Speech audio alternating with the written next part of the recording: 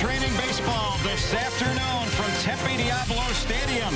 The Angels are back home to face a division rival for the first time this spring, the Seattle Mariners. It is a beautiful Sunday afternoon for baseball here in the Valley. Bright sunshine, beautiful weather for baseball as the temperatures are heating up here in Arizona.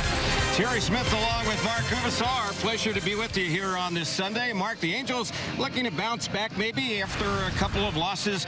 The Angels bats have been a little bit slow today, though. Let's focus on the pitching side to start things off. Jesse Chavez will go for the Angels today. He's going to make his third start. We saw him in his last outing for the Angels against the Cubs. Yeah, I mean, he's got really good stuff. Fastball still very firm around 89, 94. He has that slider, cut fastball, curveball, and changeup. Last time out, again, he's always ahead of the count. He's going to throw a lot of strikes.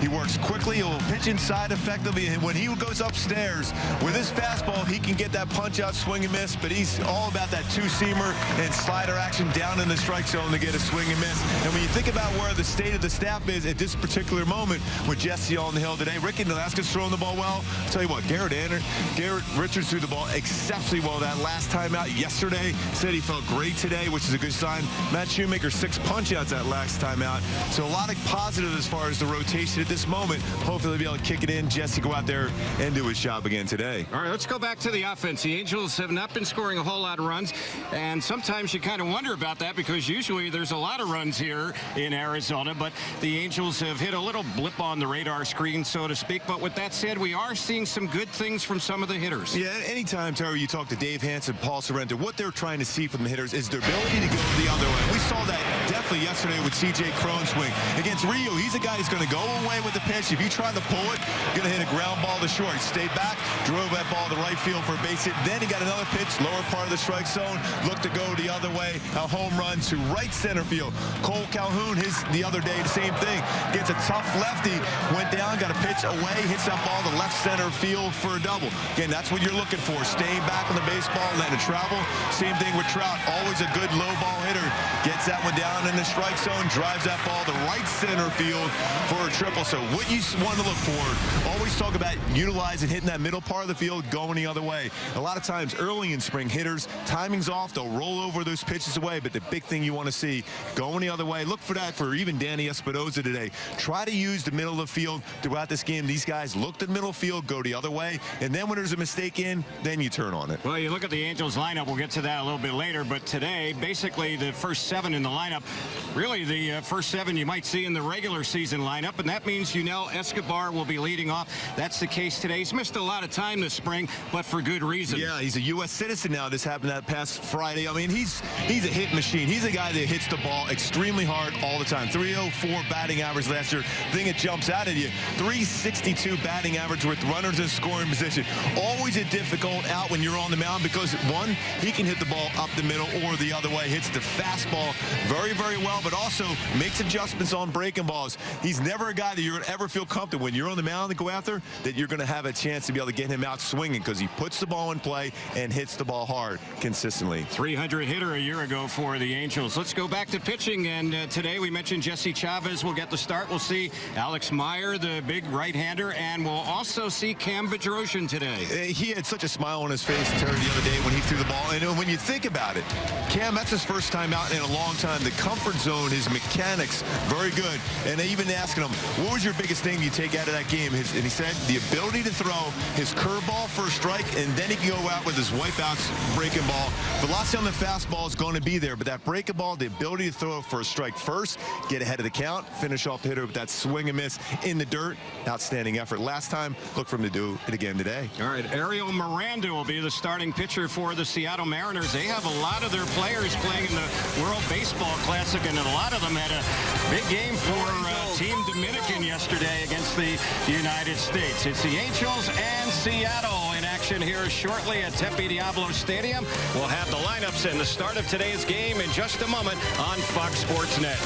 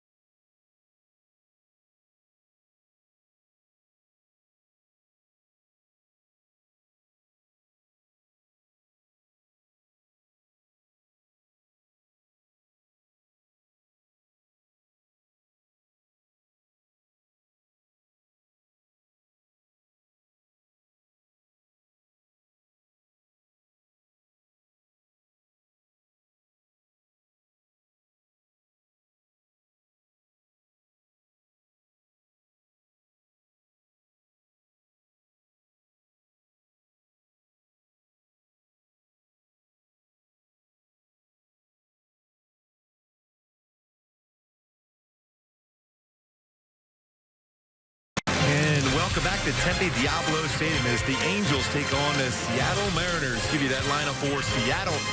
They take on Jesse Chavez. Leading off for Seattle and playing center field, Leonis Martin. Batting first, Guillermo Heredia. Batting second, playing left field. Batting third and playing third base, Kyle Seager. Had a fantastic season last year for Seattle. Batting fourth, one of their youngsters, Daniel Vogelbach. Batting fourth and playing first base. Batting fifth and playing right field, Boog Powell. Batting sixth, Tuffy Kosowish. He's the catcher for Seattle here today. Batting sixth, batting seventh, Mike Freeman playing shortstop. Batting eighth, Tyler Smith playing second base. And batting ninth, Kyle Waldrop. He's their DH and pitching for Seattle today. Ariel Miranda for the Angels. Yunel Escobar back. The U.S. citizen Yunel Escobar batting first, batting and playing third base. Batting second, Cole Calhoun batting in right field. Batting third, Mike Trout, the MVP in center field. Batting fourth, Albert Pujols getting his second start, being DH. Fourth spot, batting fifth. C.J. Cron coming off a great game yesterday, playing first base. Batting sixth, Cameron Maybin looking for that first hit of spring. Playing left field today for the Angels. Batting seventh, Danny Espinosa playing second base. Batting eighth, and catching Tony Sanchez. And batting ninth, playing shortstop, David Fletcher on the mound. Jesse Chavez making his third start of spring training, and now Terry Smith. It's up to you to take over. All right, Mark, when we have a Tuffy and a Boog in the lineup, I know it's going to be a good day. It is a fantastic day. It's Sunday, and it's a beautiful day and tremendous news. All right, we are just about ready for baseball today. The Angels and the Mariners. Who's in, who's out? It's brought to you by In-N-Out Burgers. That's what a hamburger is all about. In the lineup behind the plate for the Angels, as Mark mentioned, Tony Sanchez, and out of the lineup, at least for the time being, is Carlos Perez and Martin Maldonado, the Angel catchers, although Perez will play later today. Here's the first pitch this afternoon from Jesse Chavez. A little bit low on Leonis Martin. We're underway, and the count's 1 ball, no strikes. First pitch, 109. Playing in at third base is Escobar. In the next delivery, it's lifted in the air in the left center. Trout is going to dive, and Mike Trout out there nabs that one. Boy, what a start to the ball game right there. Trout was airborne, going to his right, diving catch out there in left center field. Wow, what a play to start with Trout off the bat. And I thought for sure that's at least a double for Martin, but Trout with that great closing speed, able to run that down. The man who had a hole-in-one just the other day makes an unbelievable catch. Going to that backhand on the dive, full extension on the play for Trout, and Cameron maybe goes, well, what would you like better, that catch or your holding one? So here is Heredia at the plate. He's the left fielder for Seattle. He's having a good spring, and he's hitting .480. And the pitch, that's on the outside corner for a called strike. 1-1 the count. Finally, game time is here, and this moment can only be better with an award-winning Stella Rosa wine. Celebrate at Angel Stadium and your favorite retailer. Our game time temperature 86 degrees. First pitch today at 1:09. 2-1 is the count on Heredia. And here's the next one from Chavez. It's a little bit low and outside. Kyle Seager waiting on deck. Well, if you're a pitcher on this team and you see that type of speed, it's in the outfield for the Angels. You just got to think in terms of, I got to keep this baseball in the ballpark. It's going to be caught. Next delivery, it's chopped foul over by the Angels dugout on the first base side. Around the infield, C.J. Cron plays first base. Danny Espinosa at second. Yunel Escobar at third, with David Fletcher getting the start at shortstop. Cameron Maybin in left, Mike Trout in center, Cole Calhoun in right, Tony Sanchez catching, Albert Pujols DHing, and Jesse Chavez pitching. And the next one is a fly ball. It's hit pretty well into right center field, but circling under this one, making the catch is Cole Calhoun. I guess they weren't listening to stay away from the outfielders. Cole's able to run that one down. So 2 balls hit in the air by the first 2 Seattle batters. Kyle Seager will bat. And the top of the first inning, it's being brought to you today by Rennick Subaru. Don't forget, for Subaru, the Subaru A Lot to Love event. Think Rennick first. RENICK Subaru.com. And here is Kyle Seager.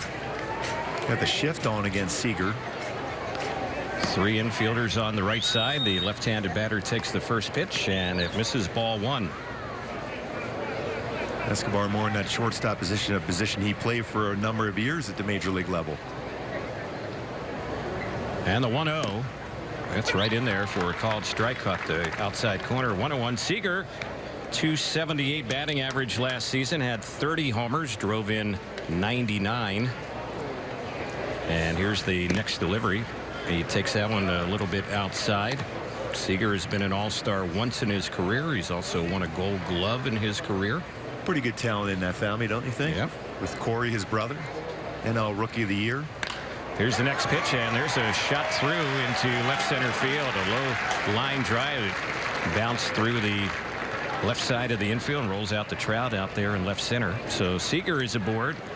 2-out hit, and Dan Vogelbach will be the next batter. Yeah, early on in his career, Kyle Seager was a guy that tried to pull a lot more pitches. And now we've seen over the last few seasons the batting average still pretty solid, keeping that power swing together, but he will stay back on the baseball a little bit more so and hit the ball the other way like we saw there. So Vogelbach, a left-handed batter, digs in, and that pitch is in there for a strike.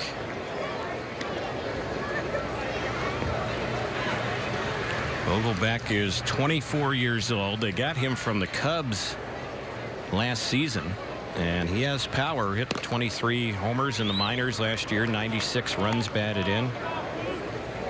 Kind of built a little bit along the lines of a John Kruk. Thick body. Rumors had a good eye at the plate, will work counts very well. 4 walks so far this spring, but 8 strikeouts. Here's the next pitch, and he takes that one a little bit low. He did appear in 8 games for Seattle last season and went 1 for 12. He hit under 100.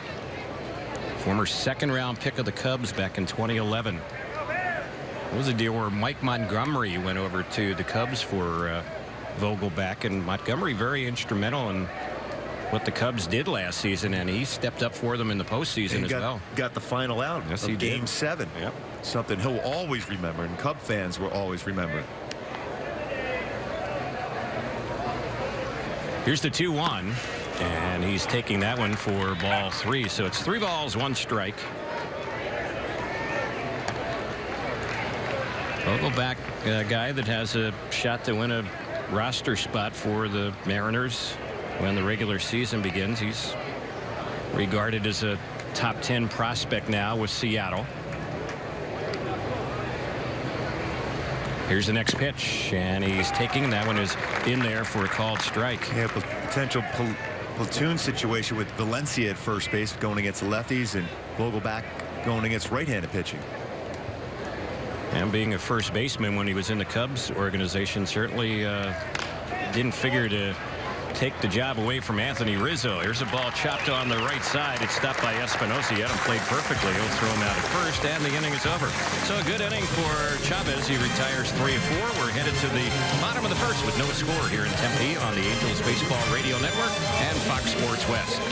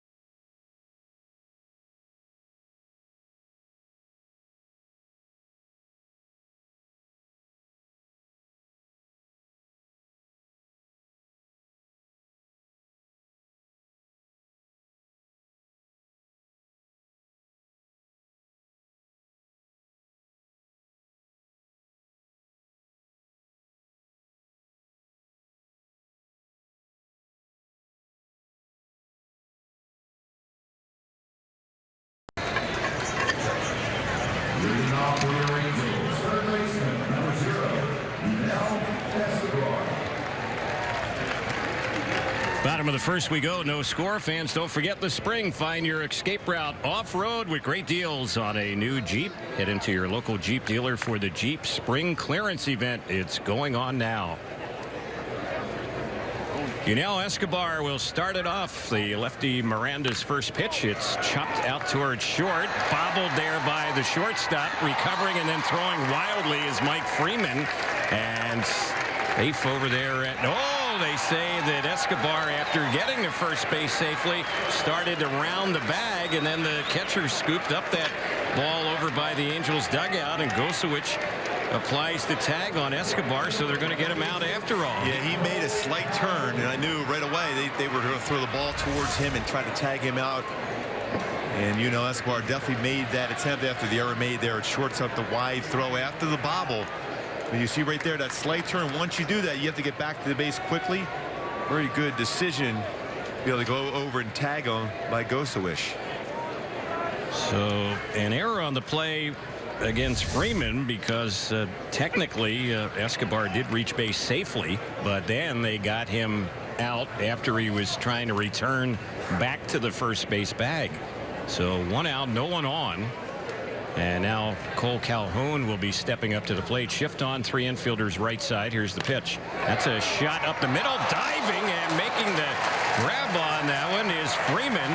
Well, he struggled with the ball hit by Escobar. He makes a terrific diving catch on that one behind second base for out number 2. And especially off the left-handed bat of Cole Calhoun is going to tail away from him. A full extension on that dive. We've seen 2 amazing defensive plays made here in the first inning. The first inning by Mike Trout, top of the first, and now by Freeman here in the bottom of the first.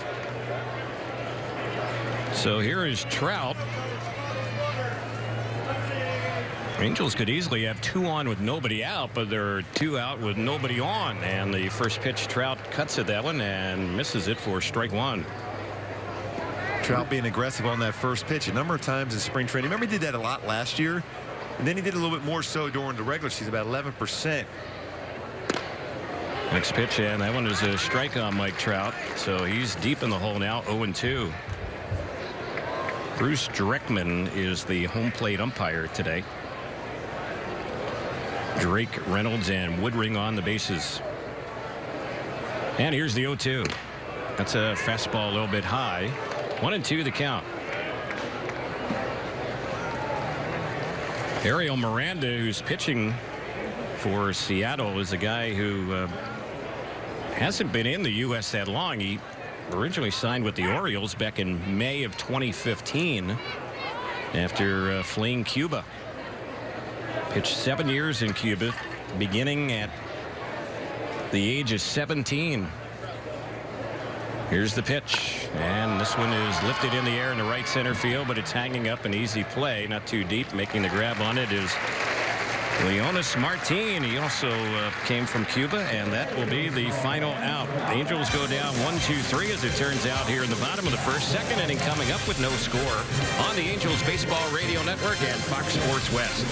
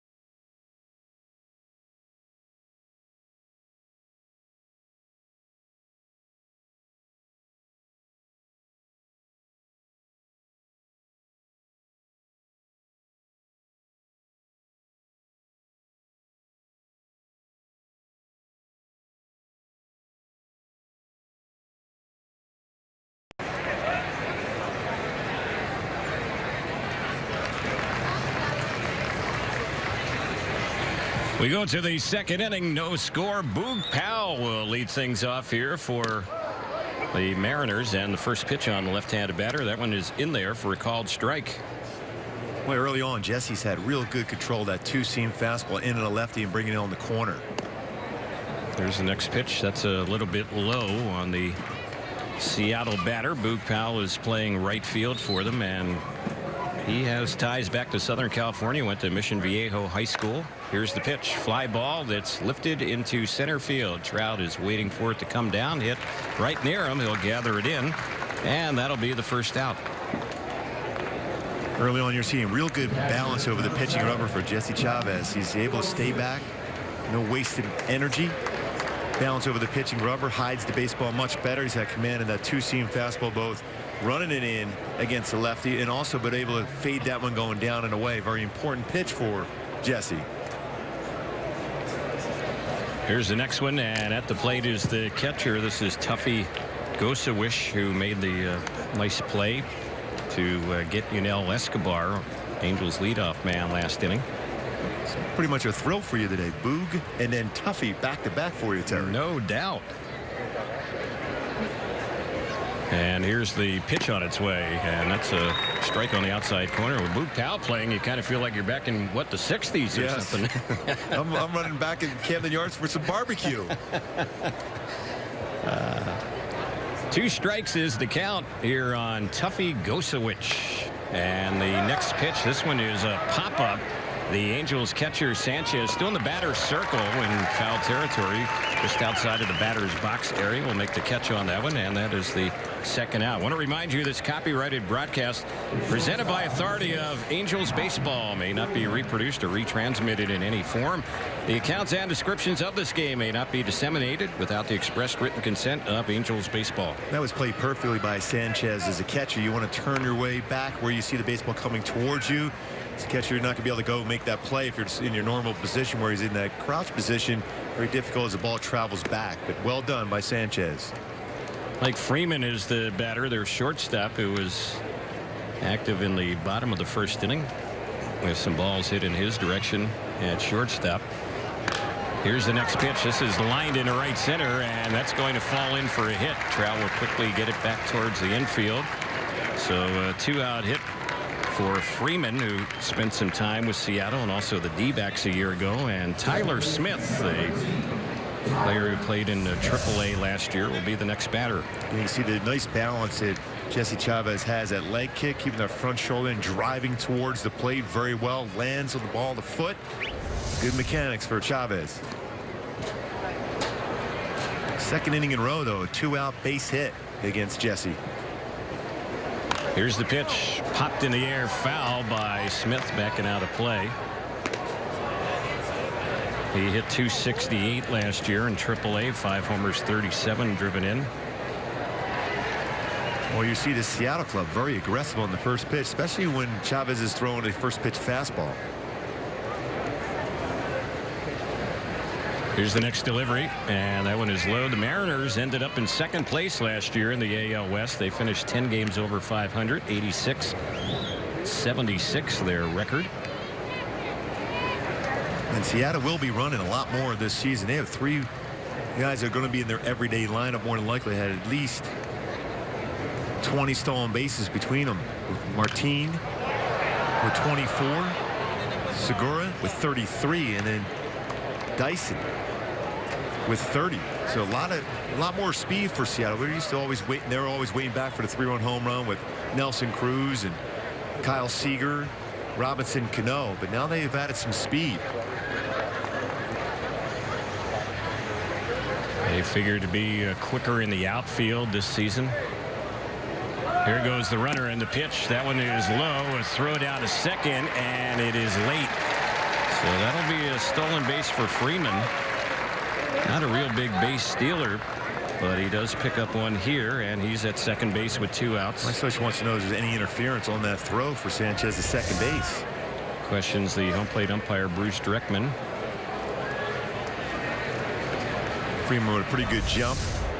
2 outs, always a good idea, especially if you have speed. We talked about Seattle being more aggressive this year run. That's a good opportunity to get into scoring position, especially when you have the bottom of the order up at this moment. So a hit could drive in a run with 2 outs. The count's level on Tyler Smith, 2-2.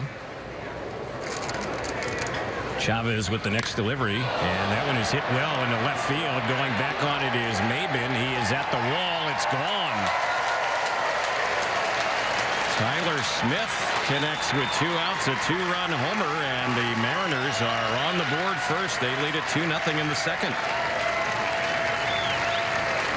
That was a problem yesterday for the Angels in the loss to the Dodgers. The Dodgers had 3 home runs in that ball game yesterday. They had a solo shot, a 2-run shot, and a 3-run shot. And it's a fastball that stayed about belt high. It ran towards the middle of the plate.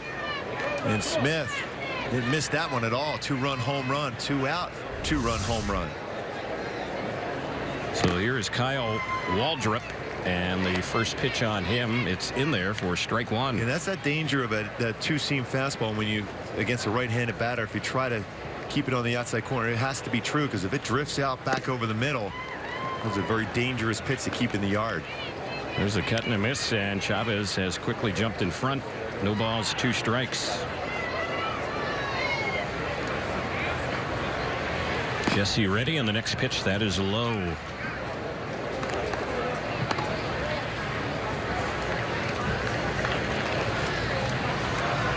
Martin would be up next for Seattle. They lead it 2-0 here in the second. And the 1-2 delivery, that's low. 2-2 is the count. Waldrop played a little bit last year for the Cincinnati Reds. 15 games with Cincinnati, hit .227 most of last year with AAA. He's 2 for 16 with the Mariners this spring. Here's the next pitch, and a swing and a miss. Chased a high one, struck him out. The inning is over.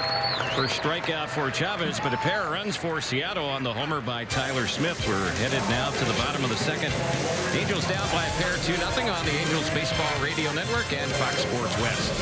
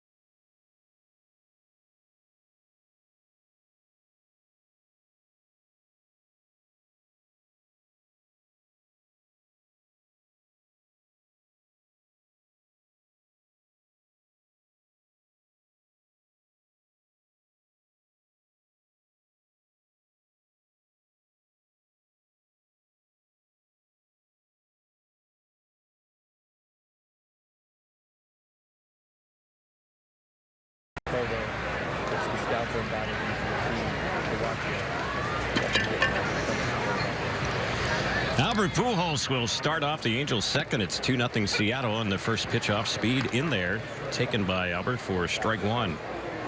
He's had just 2 at-bats, and those came a couple days ago for the Angels. It was against San Diego here on Friday.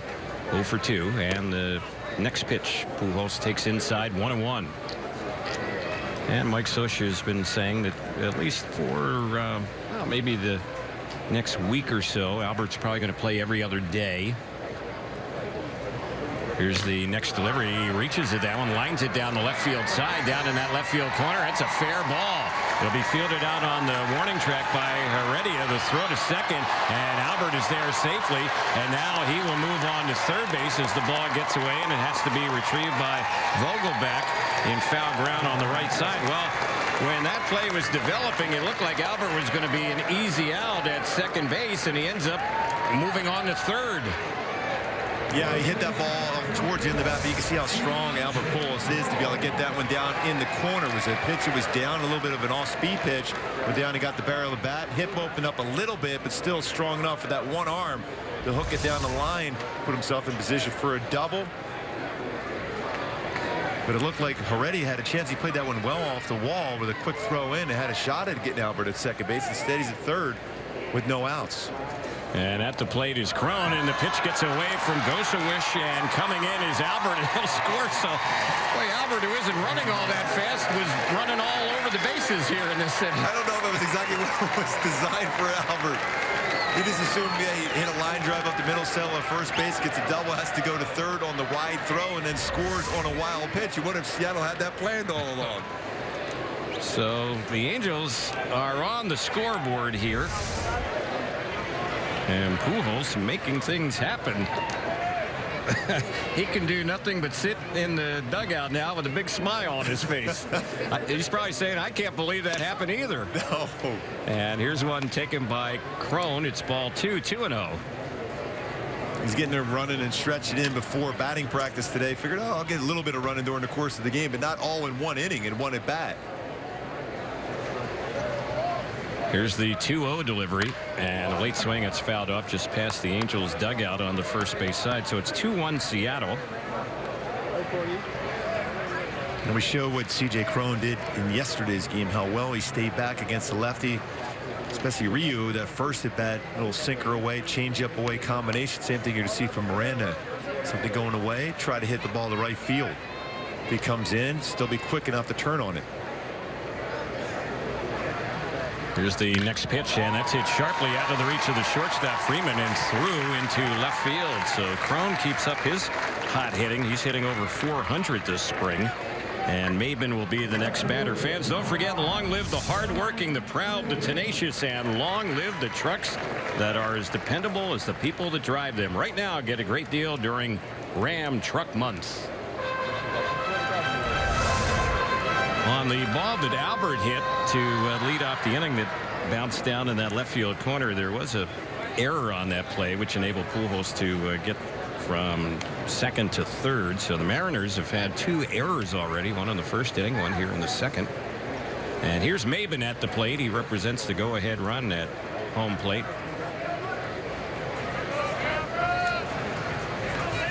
Miranda's pitch, the lefty delivers, and that's way outside for a ball. Maben is still hitless so far this spring. He's 0 for 17 with a run batted in.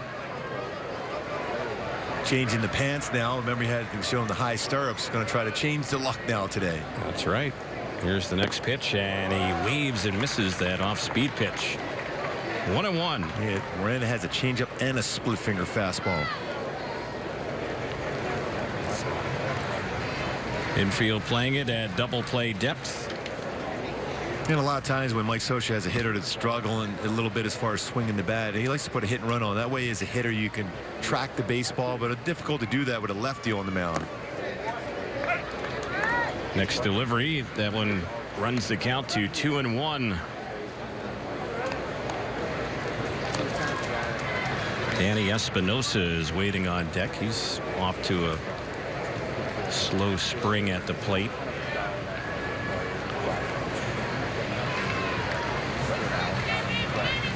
Right-handed hitting Cameron Maben awaits the 2-1, and he takes that fastball high. So it's 3 balls, 1 strike. Good count now for Cameron Maben. This is center on a fastball. 3-1 count. Let it go. See if he can drive it. A good firm swing.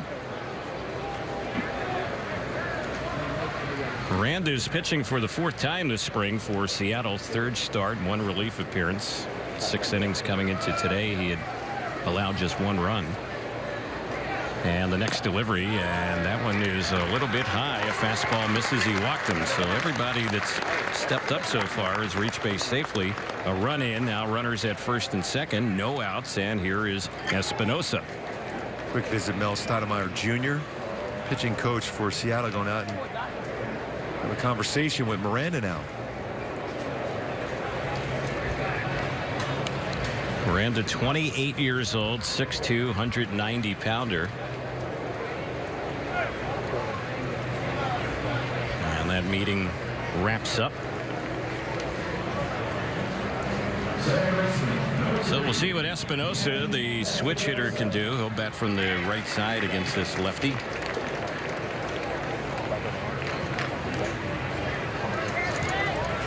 Miranda came over to the Mariners last July. That was part of the Wade Miley deal.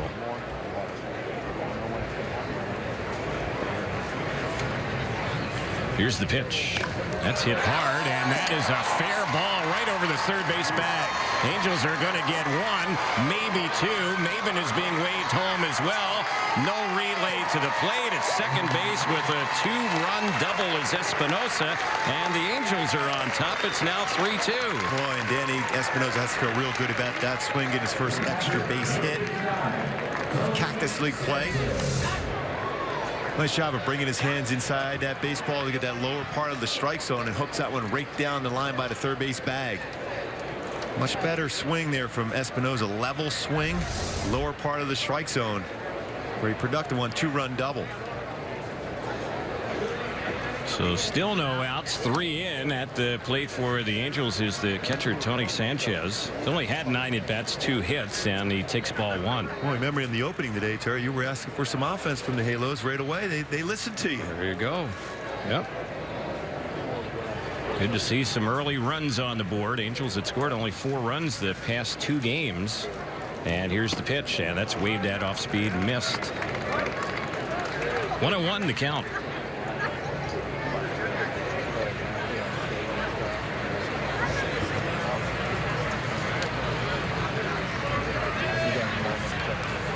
So both teams scoring here in this second inning. Mariners got a couple. Angels have scored 3, and the next delivery, that's low. 2 balls, 1 strike.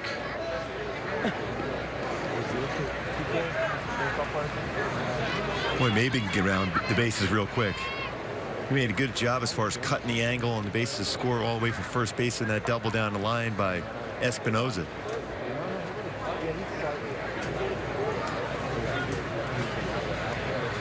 Miranda with the 2-1 delivery, and a cut and a miss by Sanchez, so it's a 2-2 count on him. Tony Sanchez played AAA for a couple of different organizations last season and hit only .201.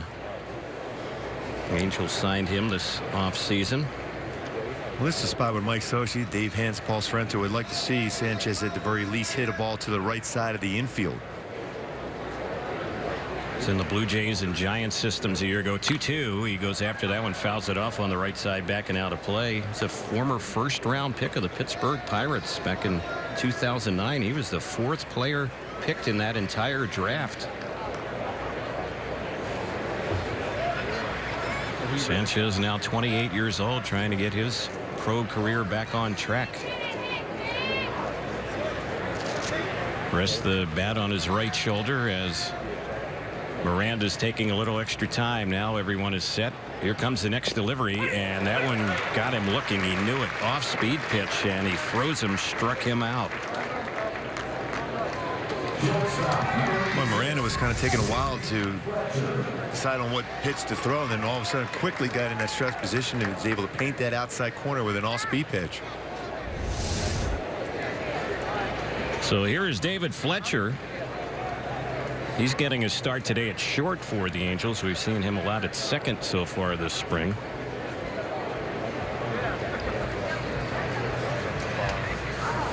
Right-handed batter. And the first one on Fletcher. He takes that one a little bit low for a ball. Fletcher has had his share of hits so far this spring for the Angels. He's hitting .333. We were kind of checking on his spring last year. We knew he hit well for the Angels. Limited at bats. He hit over 600 last spring for the Angels. That's seeing the ball pretty well, don't you think? Yeah. Hit 280 in the minors last year. Single A, double A in the Angels system. And he's a guy that has started to open up some eyes. And if he can play some shortstop for you, then he adds to his value. Yeah, if you can play a number of different middle infield positions and play him well defensively. Also, we've seen he could swing the bat. That's going to be very important for him to get that opportunity at some point to be at the major league level on that 25-man roster.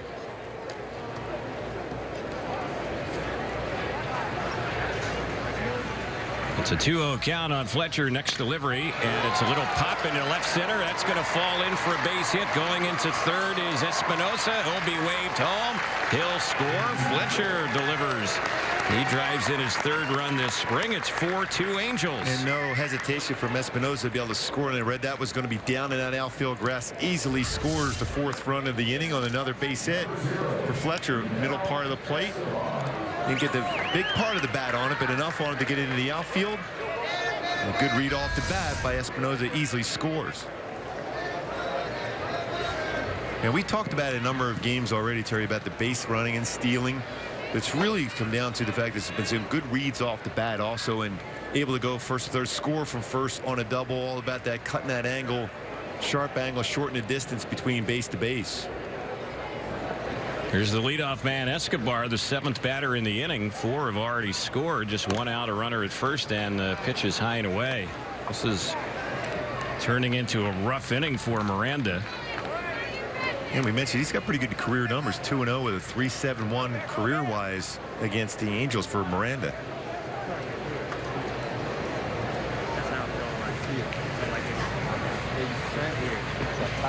Hot day today here in the Valley, and the pitch, and that is a little bit low and outside. 2-0 the count on Escobar. He reached on an error leading up the Angels' first inning, and then after being safe at first made the turn, and then they got him trying to get back to first base. Here's the pitch, high and away, ball 3-0. Miranda's already walked a batter in the inning, and that runner already scoring in the inning. Escobar certainly will get the green light here. It's like the Mariners will begin to get their bullpen going. 32 pitches so far for Miranda, and here's the next one, and that is outside. That's a 4-pitch walk. He is really struggling, and the Angels have two more on, only one out. Cole Calhoun will be the batter. With Mel Stoudemire Jr. already making his visit to the mound, Kyle Seager, third baseman, veteran. The Mariners going to have a quick conversation with Miranda to try to calm him down and get him to be more aggressive in the strike zone. These are the opportunities as a hitter. You got to be looking fastball middle part of the plate, because you want to throw a strike and you don't want to take a chance to try to go to the corner, because it might not be called. It might be a little bit too much movement. It's not going to be a strike. So look at the middle of the plate if you're Cole. These are those opportunities when you have a pitcher struggle and you just jump on it.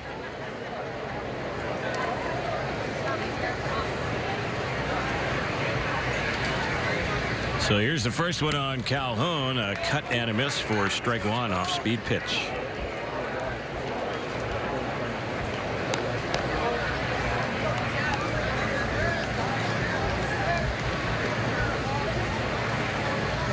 Looks like that might be Gene Machi who is loosening up in the Seattle bullpen.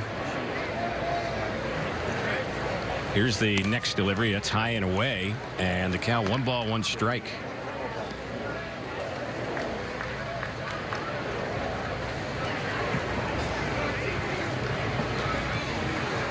Mike Trout waiting on deck. Calhoun, the 8th batter in the inning. Angels looking to add on. Have already scored 4 in this inning. Have a chance to get more with 1 out. And the next pitch, that's outside. Throw to second by the catcher. Getting back to the bag goes the lead runner, Fletcher. Wish trying to get Fletcher late, getting back to the bag at second, but he was back in plenty of time.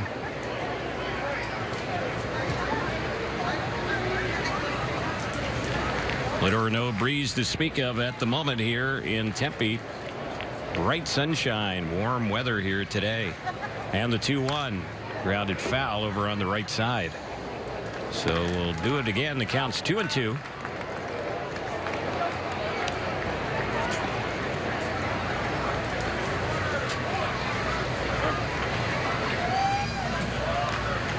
Cole Calhoun has had a home run so far this spring, hitting .350 in the Cactus League. Well, he's in great shape too. You remember he had that surgery during the offseason, hernia surgery, so he's in fantastic shape. Played almost the entire season injured. And the pitch, he lifts this one in the air in the right center field. Martin is camping under. He'll make the grab. The Angels will tag at second as Fletcher will advance. It was deep enough in center field to move the lead runner. So runners at the corners. 2 outs, and Mike Trout the next batter. Trout flied out to center his first time up. Scott Service is coming out to the mound, and we are going to have a pitching change. So we'll see what Trout does against the Seattle reliever. We have a break in the action here in the bottom of the second. When we get back, Angels still batting, leading 4-2. Pitching change coming up on the Angels Baseball Radio Network and Fox Sports West.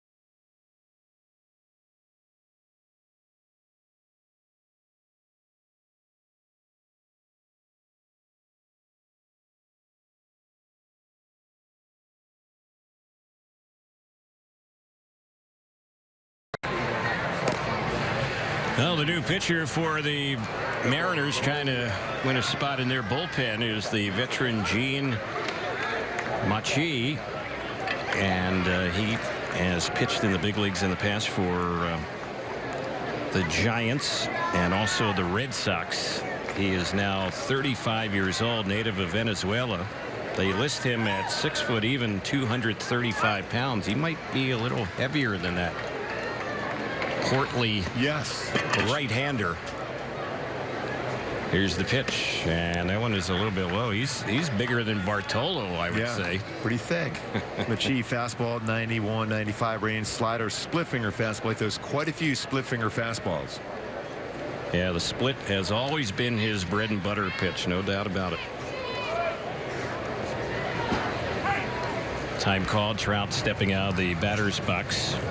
As far as Machi this spring, this is his 4th appearance, 3 innings. He's given up 1 run.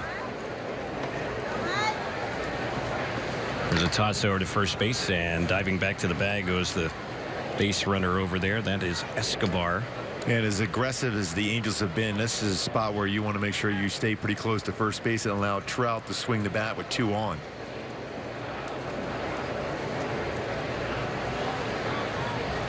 Last season, Machi pitched in AAA. He was in the Cubs organization last year for a while. He was also in the Giants organization. And overall at the major league level, career 3.47 ERA in 189 relief appearances. The count's 2 balls and no strikes on Trout. He bats with 2 outs here in the bottom of the second. It's a 4-2 Angels lead. And the next pitch, that's low and outside. It's now 3-0. Miranda, the starter, he worked an inning and 2/3.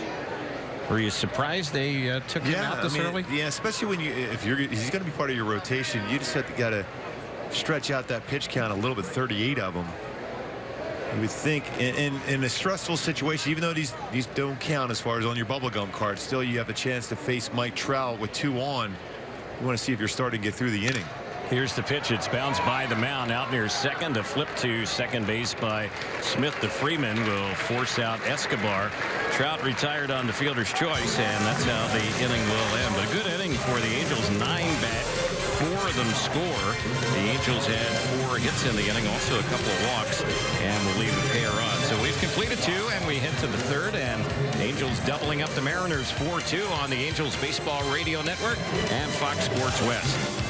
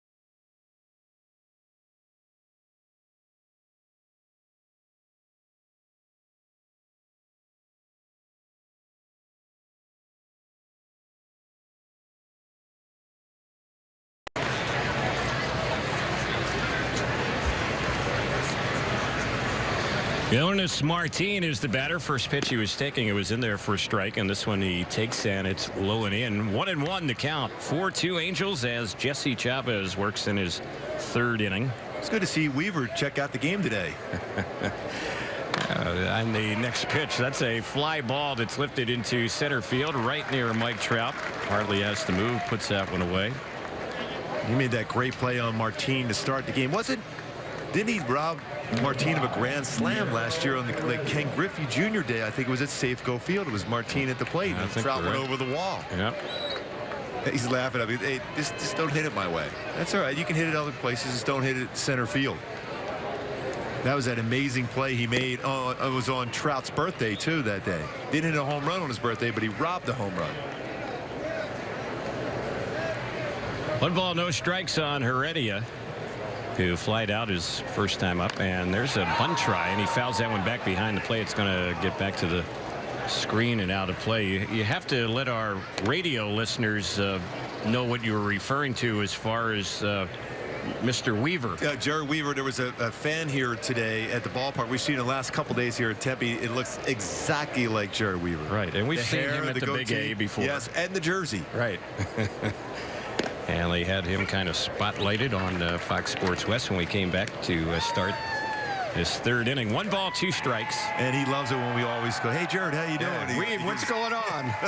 He goes, I'm doing all right. We ask him if he's going to go down to see the other Joe Weaver down in San Diego. There he is on TV side once again. He's got his own fan club.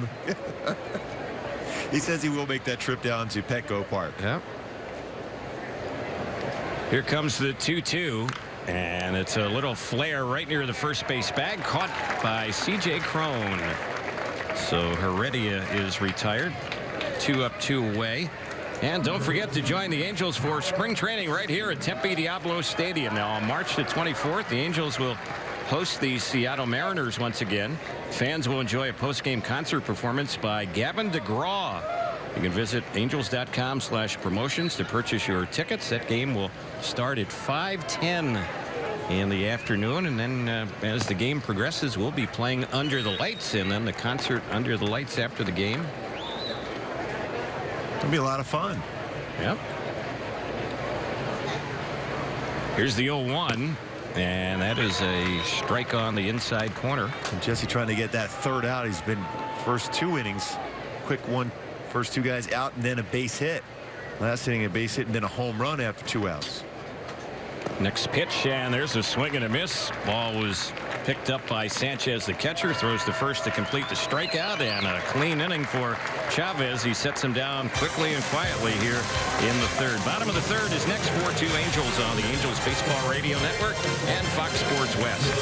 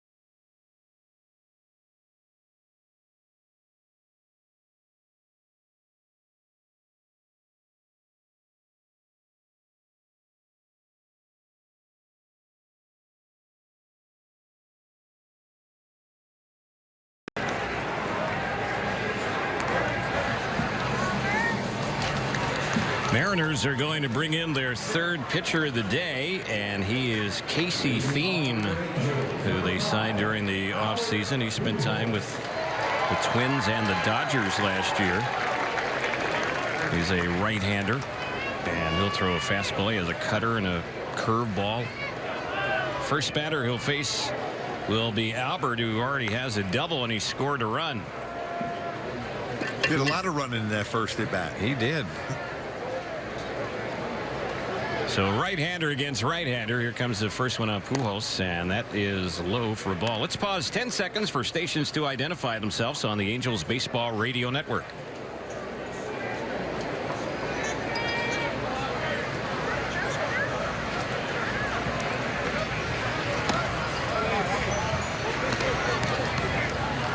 One-0 pitch to Albert, low and away, ball 2, 2-0. Albert is trying to track some baseballs. That one almost went after, even though it was out of the strike zone. It's all about seeing the baseball and the spin to be able to get that baseball in the strike zone to do some damage. Here's the next pitch from Fien, and that is low. It's now 3-0. He replaces Machi, who retired Trout to end the Angels' second inning. That was the only batter that Machi faced. Well, Albert doesn't swing a whole lot, at least of late, on a 3-0 pitch. Mike Trout, last inning, you mentioned Machi getting that last out on a 3-0 pitch. Here's the next one, and 3-0 he was taking, and it is in there. 3-1.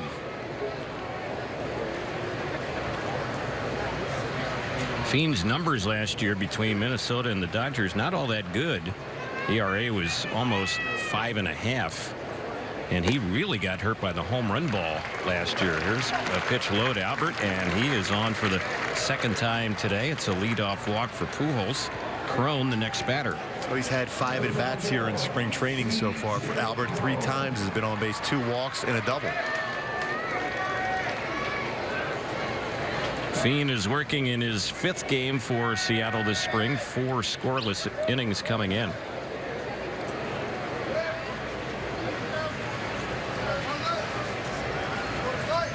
So here's Cron, who's already singled and scored a run, and he takes a breaking ball, misses for ball 1. Casey Fiend spells his last name F-I-E-N. 33-year-old right-hander from Santa Rosa.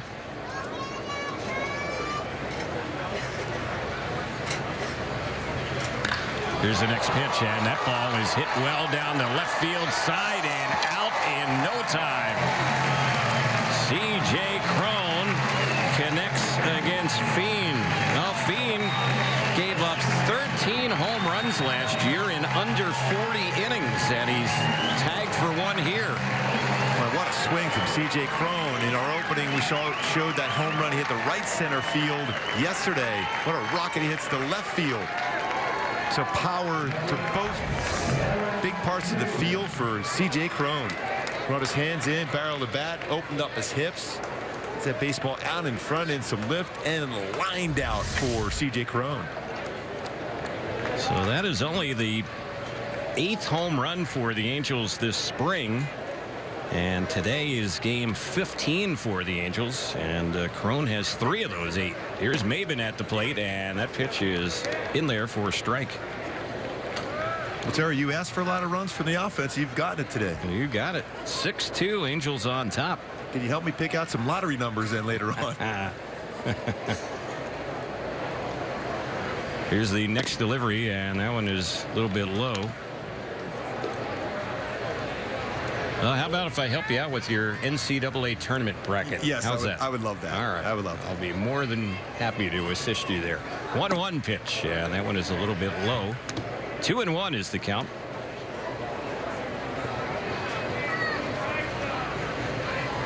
Maben walked and scored last inning when the Angels put 4 on the board. 2 more have scored here in the 3rd. 6-2, Angels on top.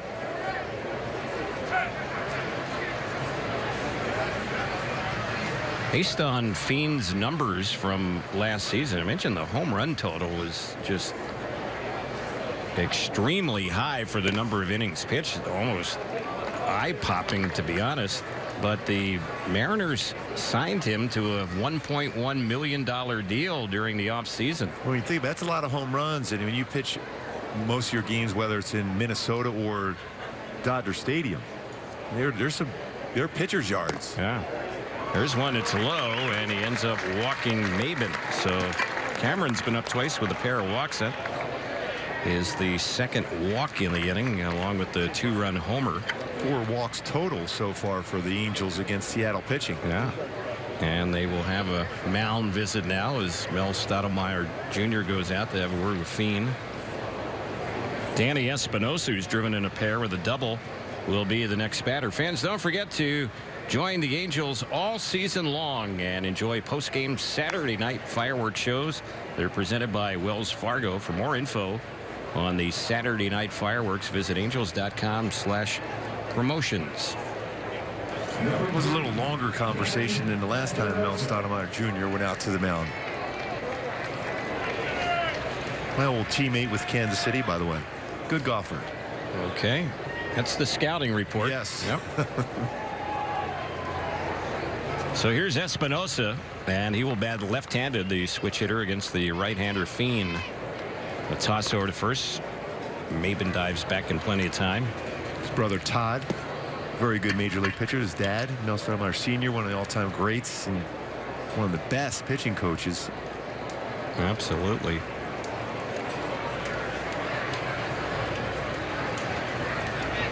Here's the first pitch. That's low and away. It misses. 1 ball, no strikes. Espinosa, a real good swing batting from the right side. Last at bat. Pitch on the inner half of the plate, lower part of the strike zone. Turned on it right down past the third base bag for an RBI double.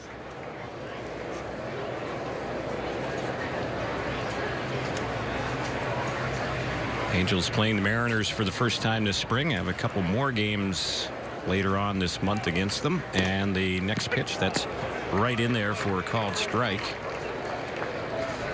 Seattle, mentioned a little bit earlier, they finished in second in the AL West last year, and they were in the postseason hunt right down to the end of the season, but they have not been to the postseason since 2001. 15 straight years, no playoff action for the Mariners, and that's the longest current postseason drought in the majors. Yeah, back-to-back years they were in that playoff hunt till what, the last game of the season. Yeah, they've never appeared in the World Series, and in the 40 years of their franchise, they've been to the postseason 4 times.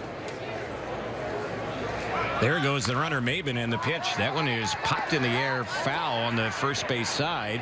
Chasing after it, but running out of room will be Vogelbach, the first baseman. He went over by the Angels dugout, landed on the dugout roof on the first base side. And when you look at Seattle over the years, they've had some outstanding talent. Oh, yeah. Led by the Hall of Famer Ken Griffey Jr. And they had that one year of 2001. They won 116 games. That's Ichiro. Was that his first year? I think it might have been. Yeah, they did get to the postseason that year. They better with that kind of record. They were 116 and 46, but they got knocked out of the playoffs that year. He'll be in the Hall of Fame. Ichiro. Yeah, we'll see him this season when the Angels play the Miami Marlins in South Florida. The pitch, it's fouled off on the left side, backing out of play. I'll get a chance to see my mom in Pompano Beach. Yes, I remember Pompano Beach very well. There you go. She's probably listening today, and we've already talked to her about that visit later on this season. I know it's a weekend. Yeah, might get a home-cooked meal on the road. How about that? Is that you? Are you inviting me there too? Well, as long as you control yourself, you might be invited. You're on your best behavior. Is that ever possible? There's one that's outside. Well, as we've said many times, our families have known each other for decades. Yes, they going have. back to when we were both kids. So is that why you're still reluctant to invite me over? Yeah, that's why I'm having some reservations now. I should have never brought that up. 2-2 the count. And here's the next pitch. Runner goes. The pitch is missed. The throw down to second, right on the money, and gunned down there will be Maben. That's a strike him out, throw him out, double play. Gosawish with a strike to second nails Maben. So 2 gone on that one, and now Sanchez the batter. Yeah, Gosawish a pretty good throw because Maben had a pretty solid jump. Got a good pitch to throw, though, for Gosawich's upper part of the strike zone. Very quick on the transfer. The release, very solid. See, that's a pretty good jump for Maben, but perfect throw to get him at second base. Yeah, bang, bang play there at second. So the batter is Sanchez, who took a called third strike last inning. 6-2 Angels, bottom of the third inning here in Tempe. And here's the pitch. That's hit sharply on the third base side and by the third baseman Seager. That's going to roll down in foul ground now down the left side. Headed for second base Sanchez, and he will get there with a 2-out double. That was a shot right by the bag. Fourth extra base hit already in the game for the Angels. 3 doubles and a home run. Yeah. So we'll see what Fletcher can do. He's already driven in a run with a base hit. A nice job of going down and getting that pitch middle part of the plate. Hooked it right down the line. Not easy to get it by Kyle Seager at third base either. Gold Glove winner in the past. Well, bobble by Heredia to throw in, but Sanchez easily gets in there in the scoring position.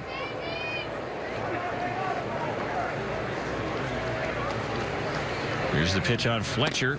He takes that one a little bit low for a ball.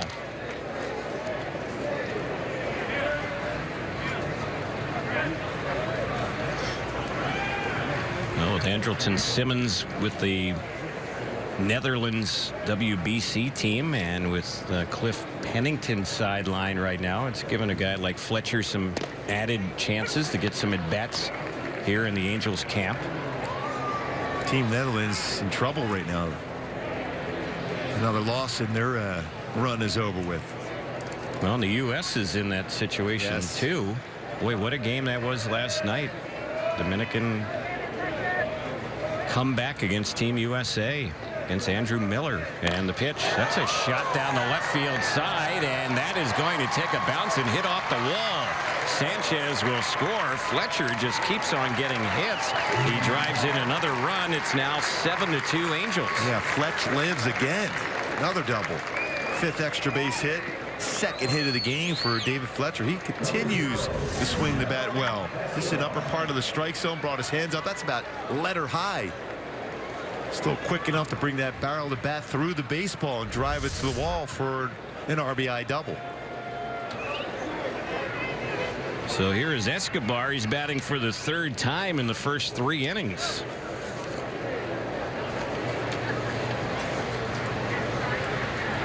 Gunnell has been on base twice, but without a hit. Reached on an error. He's also had a walk. 7-2 Angels here in the bottom of the third, and that one is low. It misses. 1 ball, no strikes.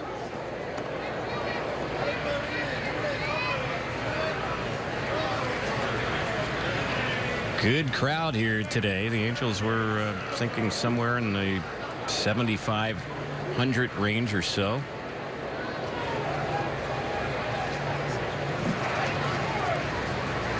Counts 1 ball, no strikes. Here's the next pitch, and that's a fastball to tie. 2-0, and the next pitch will be the 25th in this inning for Fiend. So when we get to the 4th inning, we're probably going to see another pitcher for them, and in fact they're starting to get some action in the bullpen right now.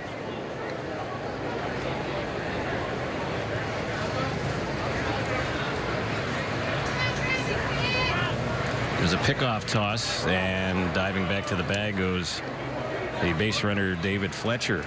Usually when you get to this stage here, we're a couple weeks into games in the Cactus League, you start to see the number of pitchers that appear in a game begin to shrink a little bit. First week, obviously, you might see 8 or 9 pitchers for each team pitch, and then it starts to balance out a little bit. We're still going to probably see 4 or 5, maybe 6, but the pace that things are going today for Seattle, they're liable to have 8 or 9 go today. Yeah, you like ideally you like to be able to see the starter stretch out to at least the 4th inning or so. Right. And then your relief corps are to try 1, even sometimes 2 innings. You're right, Terry. You want to, 4 or 5 guys max during the course of the game. That's not going to be the case here for Seattle. Here's a 3-0, and it's a shot into center field, but they are reaching up and making the grab on that one is Martin. That ball almost got over his head. It was hit sharply by Escobar, but the inning is over. So the Angels will end up scoring 3 in the inning, and as we get ready to move to the 4th, it's 7-2 Angels on the Angels Baseball Radio Network and Fox Sports West.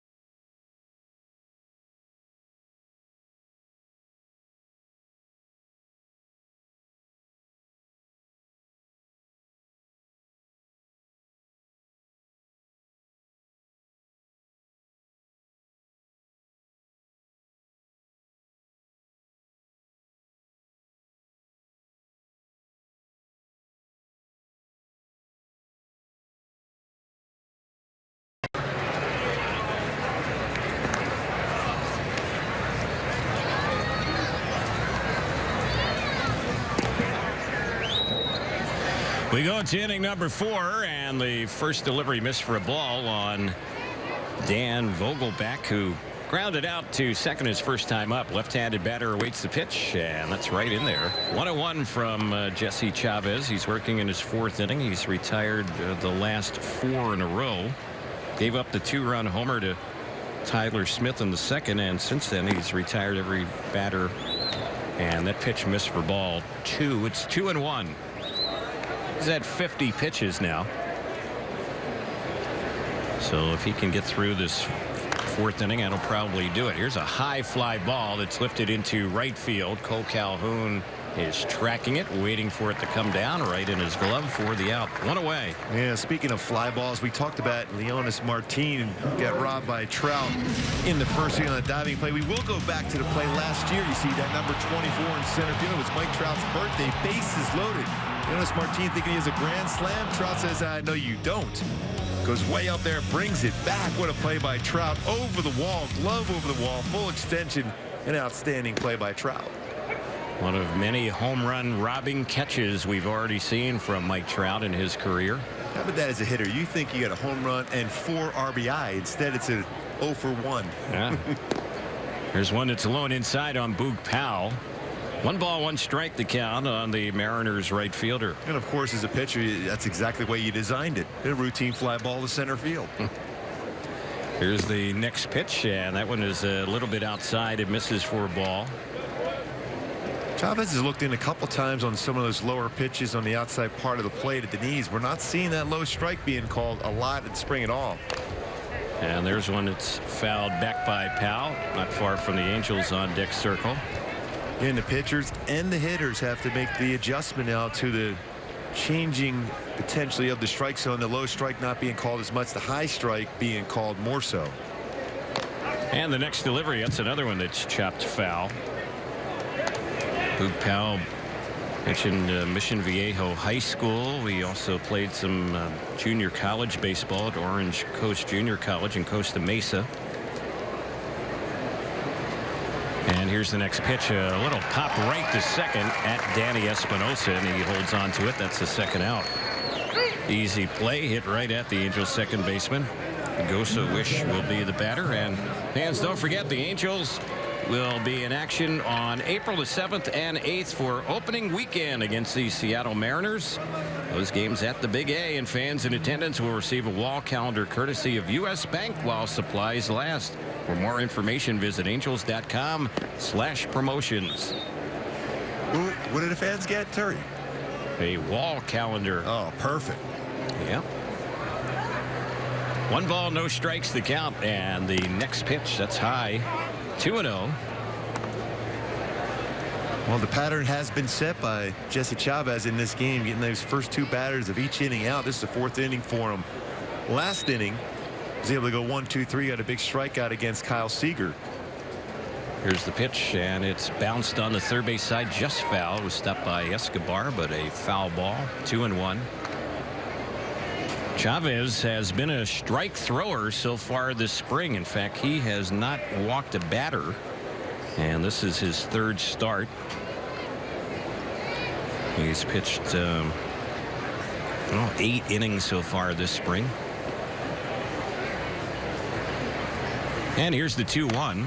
That one is inside. It's 3-1. And he really likes this opportunity to be able to start for the Angels. His routine, he talks about. I had a conversation with the other day. His routine as far as what he does in between starts, very important for him. 3-1 delivery. That's ripped down the left side. It's a fair ball. It's going to roll all the way out to the warning track. It bounces off the base of the wall. Maben fires it in, but not before Gosa Wish has a double, a 2-out double. So we've seen that happen in 3 of the 4 innings now. First 2 batters retired, and then Seattle extending the inning with a 2-out hit. And a couple of those times falling behind in the count after getting 2 outs. I always have talked about getting those quick 2 outs, and then all of a sudden you always see, well, not always, but you see a lot of times with pitchers, especially starters, will immediately go 2-0. Fall behind because you've kind of relaxed a little bit, lost a little focus because you had those quick first 2 outs, and all of a sudden fall behind, forced into a fastball count, then a base hit, and then all of a sudden that offense has an opportunity to score when it looked like you had a real good chance at a 1-2-3 inning. I always joke around. That's going to be the name of my books. 2 outs, 2-0. Angels pitching coach Charlie Nagy goes out, has a quick word with Chavez, and he delivers now to Freeman, who fouls the first pitch back behind the plate. Like Freeman has a hit so far, his only time up. He's scored one of the runs, came in on the Tyler Smith homer in the second. It's 7-2 Angels here in the fourth. Here's the next pitch, and that's right in there for a strike, so he's way in front, 0-2. Framed very well by Tony Sanchez behind the plate. Mentioning framing pitches, boy, Mike Scioscia was raving about Martin Maldonado today and what he brings behind the plate, the new Angel catcher. And there's a pitch chopped foul right over by where the Angels coaching staff is seated. And he loves to talk about catching. When you see Maldonado, what he does as far as that. And I even asked Garrett Richards and right away, hey, how did you like to throw to Maldonado? And he goes, oh man, he absolutely loved it. Not only the frame ability, but also when those breaking balls are in the dirt, how he keeps it in front of him so comfortably. 2 strikes to count here on Freeman, and the next pitch, that one missed high. Mike Scioscia was saying about Maldonado that his arm ranks with the best he's ever seen, and he referred to it as a cannon arm behind the plate.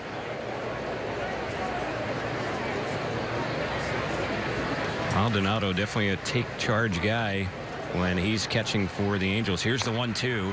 And again fouled off over by the coaching staff. So it's still 1 ball, 2 strikes. Freeman hanging in there. The pair of strikes against Jesse Chavez. Yeah, just like we saw Goshewitz today on the backup, able to get, Escobar after he made that turn towards second to tag him because he hustled down there. We saw that from Maldonado yesterday, backing up first. And not only the little things as far as framing, calling a game, blocking pitches in the dirt, but also the hustle down the line.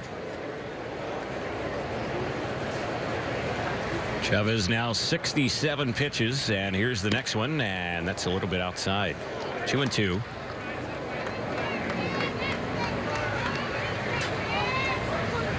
Infield back with 2 outs. Outfield medium depth, shaded a little bit the opposite way with the left-handed hitter batting, and the next delivery, he took one right down the heart of the plate, struck him out looking, and the inning is over. So that's probably it for Jesse Chavez. Good job for him today. 3 strikeouts, no walks in his 4 innings of work. We're headed to the bottom of the fourth. Angels up by 5. It's 7-2 Halos on the Angels Baseball Radio Network and Fox Sports West.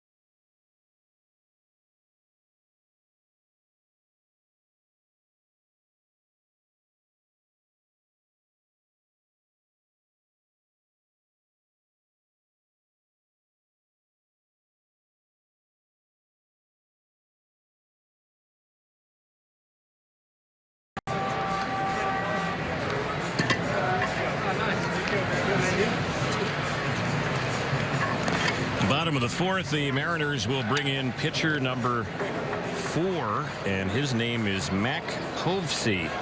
Last name is spelled Povse. And he has completed his warm-up tosses. He was in the minors last year. 158 innings in the minors, 9-6 record, 3.36 ERA. I'd like to see a jump ball between him and Alex Meyer, who will be following up Jesse Chavez. That's right. 6'8". Yeah, 220-pounder from Raleigh, North Carolina.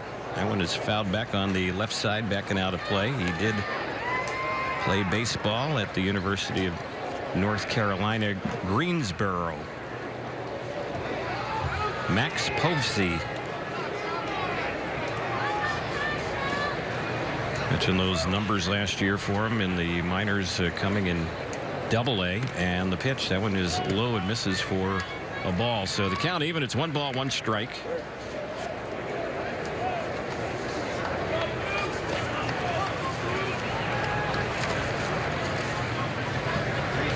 Povse is appearing in his 3rd game for Seattle. 3 scoreless innings so far for them. Here's the pitch on Cole Calhoun, the 1-1, fouled back to the screen. 1-2 the count. Calhoun's 0 for 2, so's Trout, but a lot of the other Angel batters have been on base a lot, and the Angels already have scored 7 runs in this game, including 5 extra base hits. Fiend, who Povse is replacing, he had a rough bottom of the 3rd inning. He gave up 3 hits, 3 runs, walked 2, gave up a home run, 1 strikeout. There's a chopper hit on the left side, stopped there by Seager, and the throw is in time. So he was the only fielder over there on that left side, and 3 were on the right side, but Calhoun hit it right to Seager for the out. Trout the batter, fly out, and a fielder's choice, 0 for 2.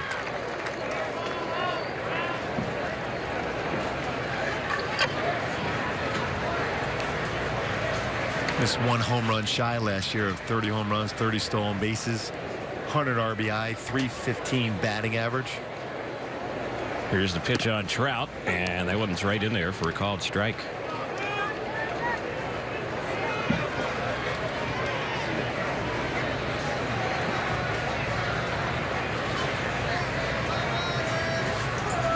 Here's the next pitch on Mike, and he cuts it. That one fouls it off on the right side, backing out of play. So 0-2 is the count. Albert Pujols, who's doubled and walked and scored a pair of runs, is waiting on deck.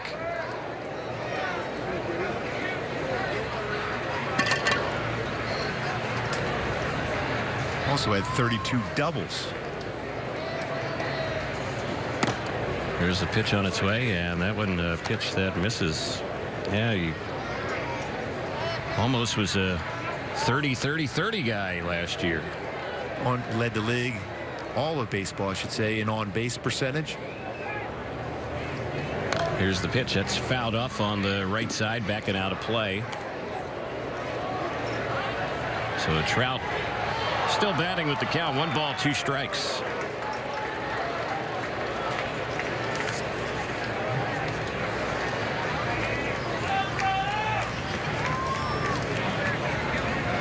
Povse ready to work. Compact delivery and the pitch, and that one tips off the bat of Trout. Foul ball. It rolls over by the Angels dugout on the first base side. Yeah, he ran that fastball in on Trout. Still funny day talking to him about that hole-in-one, 127-yard hole. Use a 56-degree loft wedge. In case, I mean, that's usually a club you use if you're about 60, 70 yards away. That's a 127-yard hole. Here's one that's popped into right field, and lunging forward, making the catch on that one is Boog Powell. So Trout is retired. And you were kind of calling him out a little bit today. Yeah, just messing around with Mike Trout. Said, Goobs, are you buying that whole hole-in-one thing? And he turns around, he goes, I got witnesses. Yeah. My fiance was there and 2 other people. Yes. I said, well, I need video evidence of it. I don't know if he thought I was kidding around or I was Jit questioning whether he got it or not. Might have caught him a little off guard with that. Yeah, he gave you a pretty good glare. But still, that club he used for that, that's, well, he's Mike Trout, I guess, what it comes down to. Yeah. 1 ball, no strikes here on Albert. Wonder if he's ever had a hole-in-one. And here's the pitch. Albert could play a little bit himself. When it's on the outside corner for a called strike. How about you, Terry? Any hole-in-ones ever? I've had a few in miniature golf. There you go. Perfect. There you go. I know Sochi's claiming he's never even had one in miniature golf, but I've had a few in miniature golf. Here's a chopper that's hit the short right at Freeman, and that one is in plenty of time to get Albert. He's retired on the ground out, and a quiet inning for the Angels here in the bottom of the 4th. 5th inning is next, 7-2 Angels on the Angels Baseball Radio Network and Fox Sports West.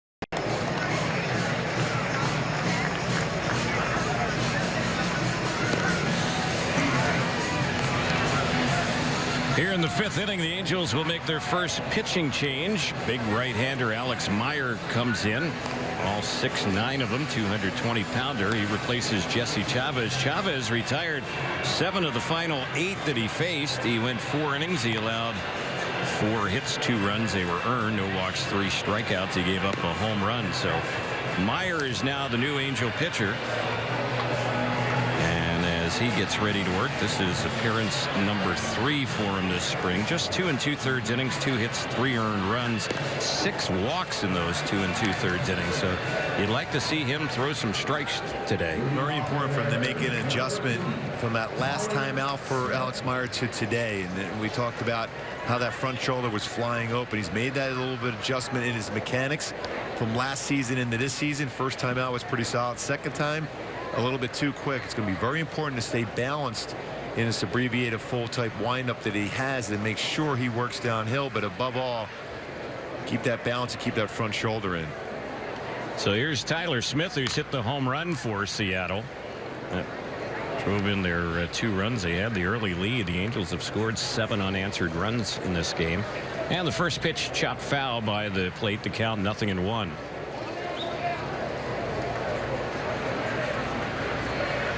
Bottom part of the batting order facing Meyer, and he delivers, and that is right in there for a called strike.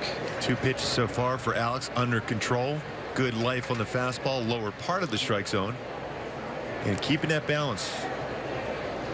You see this windup used a lot now in baseball, the abbreviated stretch type windup with no one on base.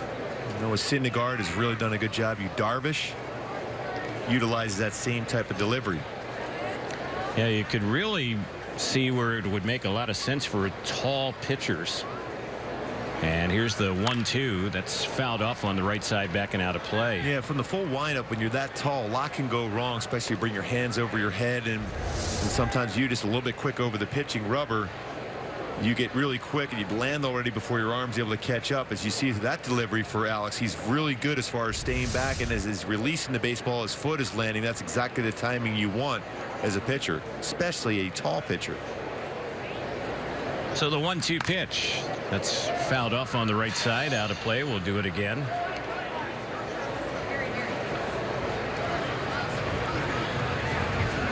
The Seattle Mariners 10-5 this spring, and they've won a few in a row. They've won their last 3 in a row and 4 of their last 5. Here's the next pitch, and trying to hold up is Smith. Did he go around on that? Yes, he did. Could not hold up on that high fastball. Struck him out, one away. Yeah, when you're throwing that firm in the upper 90s that Meyer will do, as a hitter, you commit to that upper part of the strike. It's very difficult to hold up on that swing, and he definitely went around on that to get a called third strike.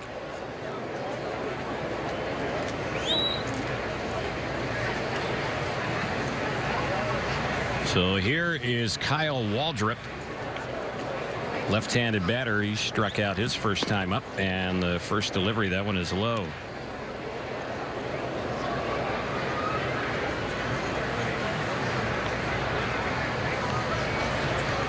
Meyer is ready, and the next pitch. This is a lazy fly ball in a shallow center field, coming in hard, and unable to get to it is the center fielder Mike Trout. He came charging in, but it dropped just in front of him. The shortstop Fletcher went back, but neither one able to catch that one. That's going to be a blue base hit. It's almost if he lost that slightly as he was running in there, Trout, on that one. Long way to go. Bright sunshine today, so here is Martin with 1 out and 1 on. Escobar at third is playing in. And Meyer is ready to come in after giving up that bloop single. Here's the pitch, and that one is low and inside. Fans, don't forget, if you have a group of 20 or more interested in experiencing Angels baseball, you can receive group ticket pricing for as low as $8 per seat. Call 888-796-HALO or visit angels.com/groups for more details. Here's the 1-0, and it's high and away. 2-0. Very important for Alex to get right back into that strike zone. That first pitch pretty close, borderline lower part of the strike zone. Didn't get the call. That last one got quick again and elevated the fastball well out of the strike zone. And the next delivery, this is a fly ball lifted into left center field. It's hanging up, waiting for it. Making the grab is Cameron Maben, the left fielder. Easy out. So 2 are gone, and Heredia will be the next batter. He's flied out and popped out so far today, 0 for 2. Alex Meyer hails from the state of Indiana, Greensburg, Indiana. And he, in the past, in the offseason, has been a substitute teacher, elementary school and middle school, high school. Here's one that's hit on the right side and caught by Espinosa down around the knees.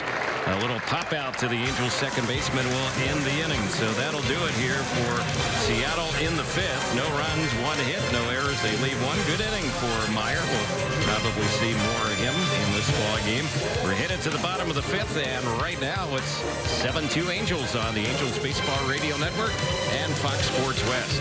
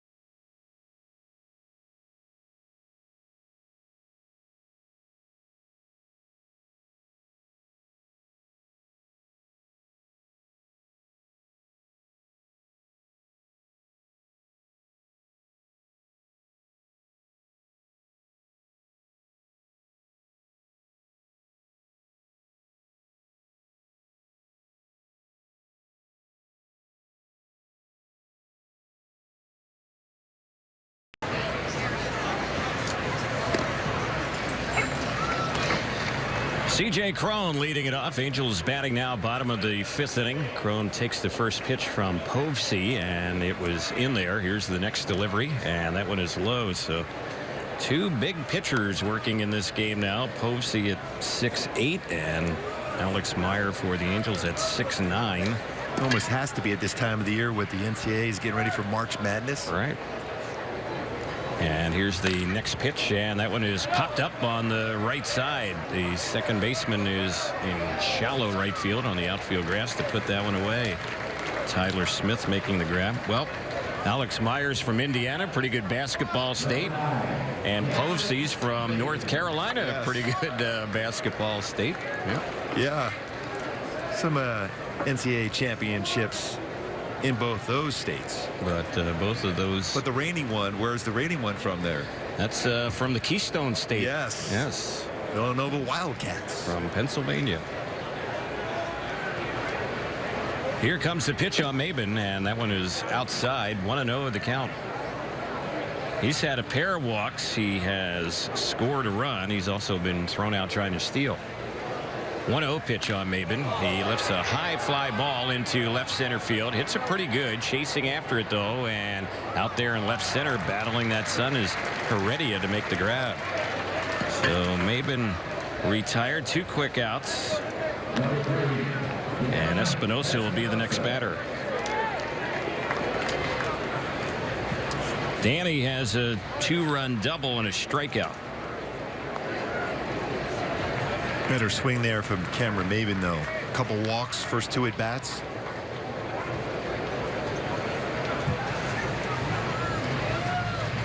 Yeah, you talked about it earlier today. Very similar to what you might see opening day as far as the lineup. A couple other players, obviously Anderson Simmons. In the catching scenario, whether it's Carlos Perez or Martin Maldonado, the catching position. But other than that, it looks like potential opening day lineup. Luis Valbuena in that conversation too, though. It's a pitch a little bit low. 1 ball, 1 strike. We do see Carlos Perez in the on-deck circle, and not positive about it, but he might have been in there catching last half inning for the Angels. He wears number 58, and Tony Sanchez, who is the starting catcher today, wears 59. And Mike Scioscia talked about that a little bit with the bullpen coming in, especially Alex Meyer, and you're going to see Cam Bedrosian and Andrew Bailey, that Carlos Perez would get that opportunity. Like we talked to him today about leaving Martin Maldonado in later in the game to be able to catch some of the relievers that may be part of the 25-man roster just to get acclimated with them. Here's the next delivery. That's fouled off on the left side, backing out of play. Perez did have the catching gear on in the dugout when the Angels came off the field, and very well could have been behind the plate in the top of the inning for the Angels. Figures to be out there in the 6th inning for sure. And here's the 2-2. That's fouled off on the left side, backing out of play.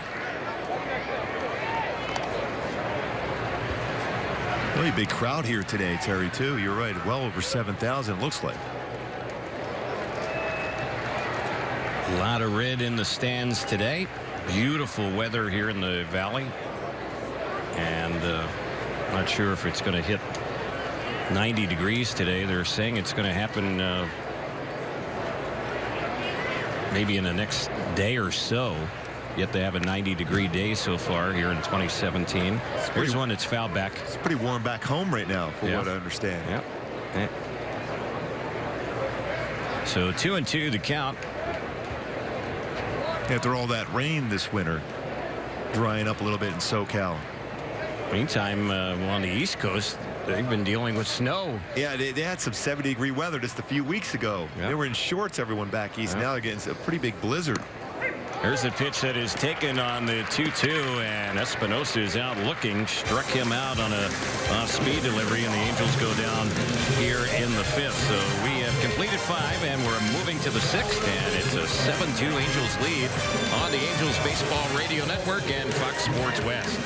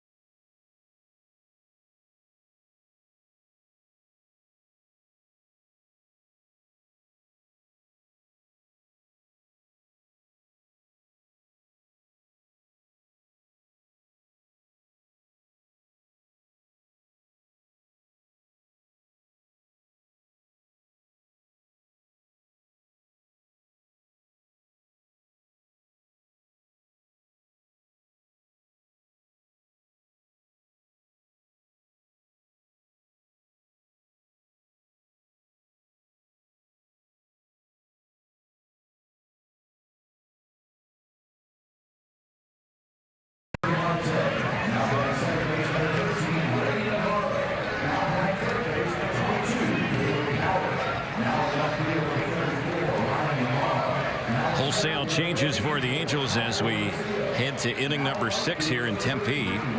Alex Meyer stays in there, but the Angels have juggled things up in the infield.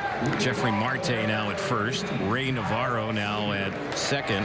Caleb Cowart now at third. David Fletcher still at short. The outfield has Ramon Flores in left. Michael Hermosillo in center. And Ryan Lamar is the Angel right fielder. Carlos Perez is behind the plate, and Alex Meyer's first pitch on Kyle Seager missed ball 1. It's 1-0. Here's the next one, and a cut and a miss. 1 ball, 1 strike. Pretty healthy hack at that fastball, but good life in the fastball for Meyer. Talked about that difference in his delivery last year, more of that full windup as compared to the abbreviated windup he's having right now. So far, the 5 batters faced, looks pretty solid. Staying back well, good balance.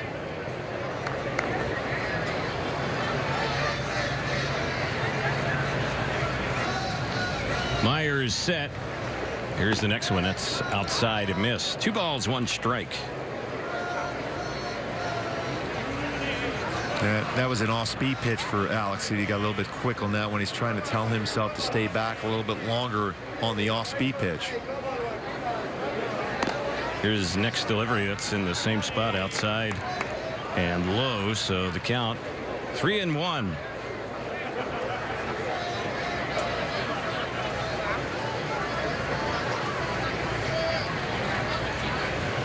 And the 3-1 delivery. Grounded sharply first base side. Nice stop there by Marte, the new first baseman, and he will rush to the bag, and he takes maybe an extra base hit away from Seager. Nicely done. 1 away. Yeah, Seager in the head of the count, got a pitch to drive, rode right down the line, but a nice play by Jeffrey Marte. Just in the game for CJ Cron. Baseball was almost by him when he's able to field that, gets up and takes the play himself. So here's Vogelback, who's gone 0 for 2. Myers retired 4 of 5 today. And we mentioned his control had been off in the first few appearances, but so far so good. And the first delivery here on a guy who's known to be a patient hitter misses for ball 1. It's 1-0.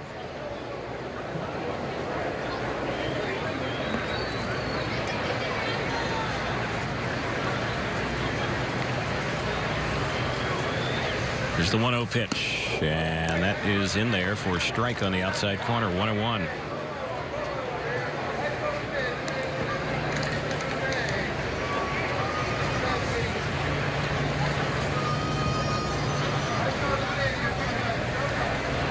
Myers' next delivery, and that caught the inside corner.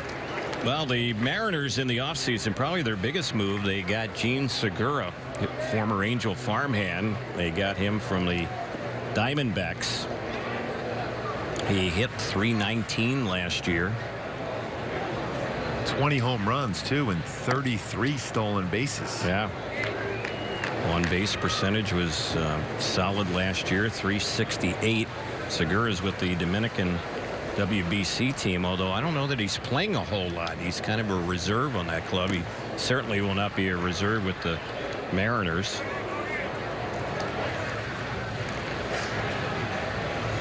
So he was a big addition. They did trade Taijuan Walker to get him. And he has thrown the ball really well for the Diamondbacks so far in spring. He's always been very talented. Segura had over 200 hits last year, and there's a pitch that's cut on and missed, and down on strikes goes Vogelback. So far in this game for Alex Meyer, he's had 2 strikeouts, and both have been elevated fastballs. This is usually his best fastball, lower part of the strike zone, but going with a 4-seam fastball to be able to get the swing and miss. And go back in 2016 as far as his delivery in the full windup, trying to stay balanced there as compared to what we're seeing in spring, where it's more of an abbreviated windup. Keeps tucked in there very well. The balance is better, and he gets through the baseball a little bit better as far as staying in front and keeping that front shoulder locked in. Here's the pitch, and that's a little bit low and inside on Boog Powell. There's no doubt that Meyer has the stuff. I mean, he's a guy with a blazing fastball. That one is fouled back behind the plate, but There are a lot of guys that can throw hard that don't get outs. And the thing is, the reason why you do this with a windup for a tall pitcher like Alex Meyer is allow him to stay over that pitching rubber just a little bit longer. And when he lands, he's going to land with those toes pointing towards the catcher's mitt and not flying towards first base. Here's the next delivery. A lazy fly ball into left center field. Circling under. Not deep at all is Ramon Flores to put it away. And another good inning for Meyer as he is now retired the last 5 batters in a row. We are going to the bottom of the 6th. Angels up 7-2 against the Mariners on the Angels Baseball Radio Network and Fox Sports West.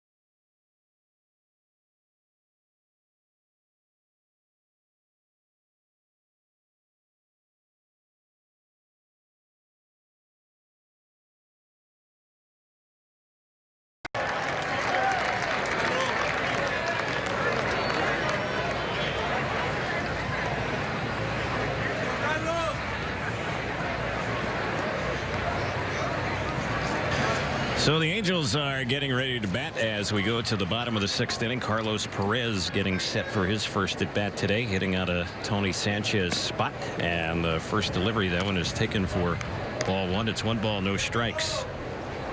Sanchez went 1 for 2. Mariners have made a number of changes, all new look in their outfield. We'll pick that up in just a moment. And they've also changed their corner infielders, so new first baseman and a new third baseman. 1 ball, 1 strike here on Carlos Perez. Here's the next pitch. That's a little bit low for a ball. You know what we saw with, when you mentioned Carlos Perez coming in to be able to catch Alex Meyer and eventually Cam Bedrosian and Andrew Bailey. Here's the next delivery, and that one is lifted in the air down the left field side, but it is a foul ball. Boy, Perez got a piece of that one, but hit it a long way foul. Yeah, so that conversation that Alex Meyer had with Carlos Perez and Mike Scioscia as they walked to the dugout, even though a quick 1-2-3 inning, there are certain things that you want to be able to make sure that the youngster Alex Meyer knows he did well, and maybe some things he can correct a little bit if he was flying open or not, especially so far in the secondary pitches. And there's a pitch that's going to get Perez. He is a strikeout victim leading the inning off. So here's David Fletcher, who's still in the ball game. He is the Angel shortstop, and he's had a couple of RBI hits, an RBI single in the bottom of the 2nd and an RBI double the following inning. Joe DiCarlo is now the new first baseman for Seattle as the pitch is in there for a strike on Fletcher. The new third baseman is Zach Shank. And they've changed up the outfield as well as that pitch is in there for a called strike. Left field is Ian Miller. Here's the 2-strike delivery. That one misses low for a ball. The new center fielder for Seattle is Luis Liberato.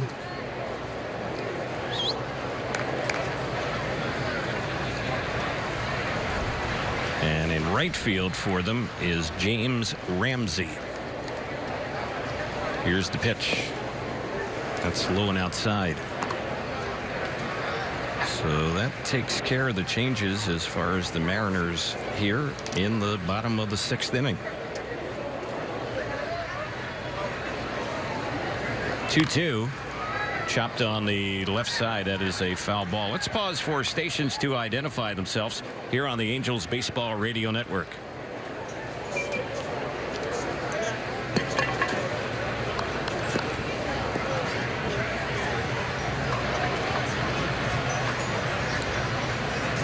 Terry Smith, Mark Gubison, our producer engineer Jorge Sevilla with you from Tempe Diablo, where the Angels are up 7-2 here in the 6th inning, and a 2-2 delivery, a swing and a miss, and down goes Fletcher. So that is out number 2. That's 3 straight strikeouts here for Hovsey going back to last inning.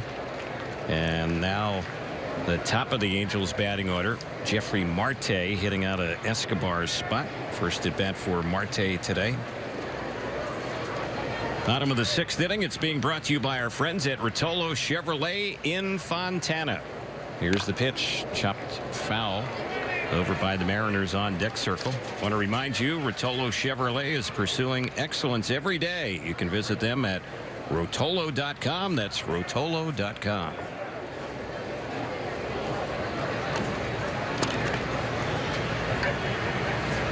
The ball's 1 strike on Jeffrey Marte, who's had a nice spring for the Angels. He's hitting over 300 this spring. Had a couple of home runs, and the pitch, he fouls that one off over by the Seattle dugout. By the way, Terry, just a little nugget for you. We were talking about Mike Trout's hole-in-one the other day. We asked if Albert Pujols maybe has had one. We don't know that for sure. Maybe tomorrow I'll find that one out. But remember back at his Albert Pujols Classic, Golf Classic, this past year, 2016, he witnessed 2 hole-in-ones within 10 minutes on the 12th hole, including one of them by Garrett Anderson. Wow, how about that? So he saw 2 hole-in-ones. We'll have to find out if he's ever had one. Yeah, I know Ron Renicki's had one. He had one at Mike Scioscia's. Won a car. There you go. Yes. That was a few years ago. Here's the 0-2, and that one misses up and in on Marte, who hits the deck on that high fastball. Remember many years ago, I was at the Tournament Players Championship in Jacksonville on the PGA Tour, and I saw a hole-in-one. I was at the hole. It was a par 3. The 17th hole, was it? I think it was. Took a couple bounces right in the cup. And trying to think. There was a golfer, what was it, John Mahaffey? Does that make sense? Yeah, that name sounds familiar. I'm thinking it might have been him. That was many years ago. I remember playing that course before. Yeah, TPC course. Yes. Now that's a thrill to play that one. Yeah. Here's the next pitch. That's a 1-hopper that's hit the short. Marte broke his bat on it, and throwing is the shortstop Freeman to get him. And the Angels have a quiet 6th inning, so things have settled down in this ball game. It was 7-2 after 3. It's 7-2 after 6. We head to the 7th, and you're tuned in on the Angels Baseball Radio Network and watching today on Fox Sports West.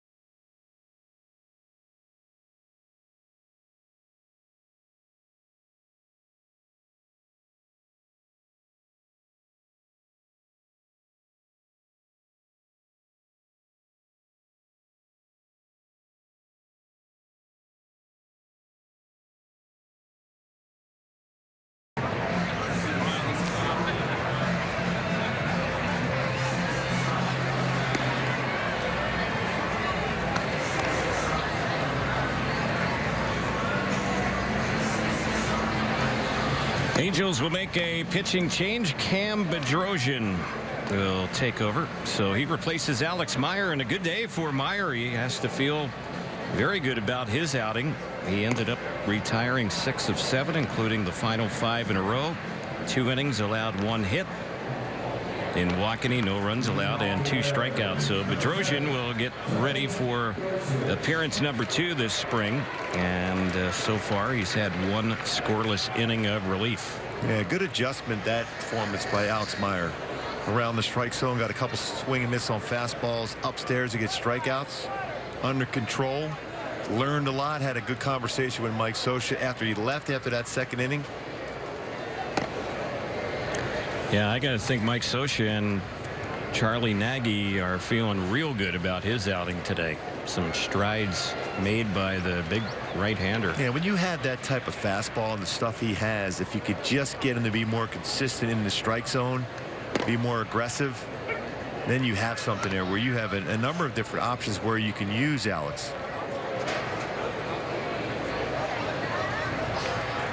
1 ball, 1 strike is the count, and at the plate is Gosa Wish, who has had a double and 2 times up. Bedrosian's next pitch, that's fouled back behind the plate. It wasn't that long ago we were talking the same thing about Cam as far as his breaking ball.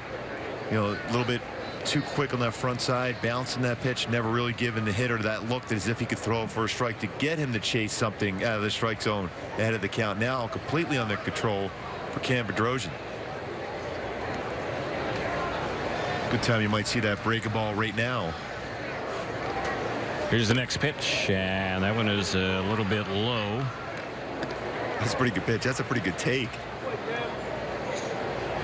2-2 is the count. Angels infield spread out. Outfield not too deep.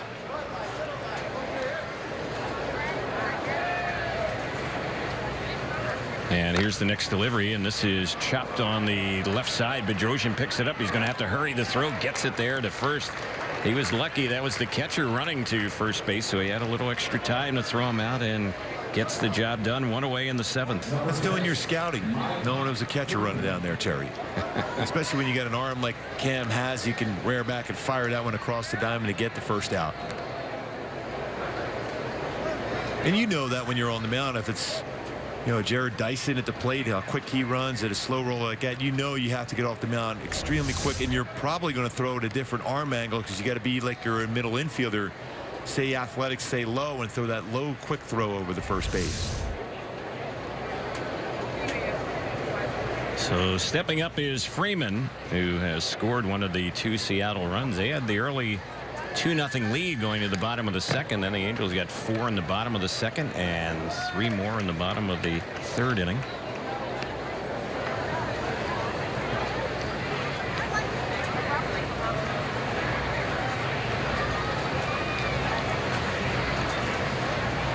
Oh, and 1 is the count.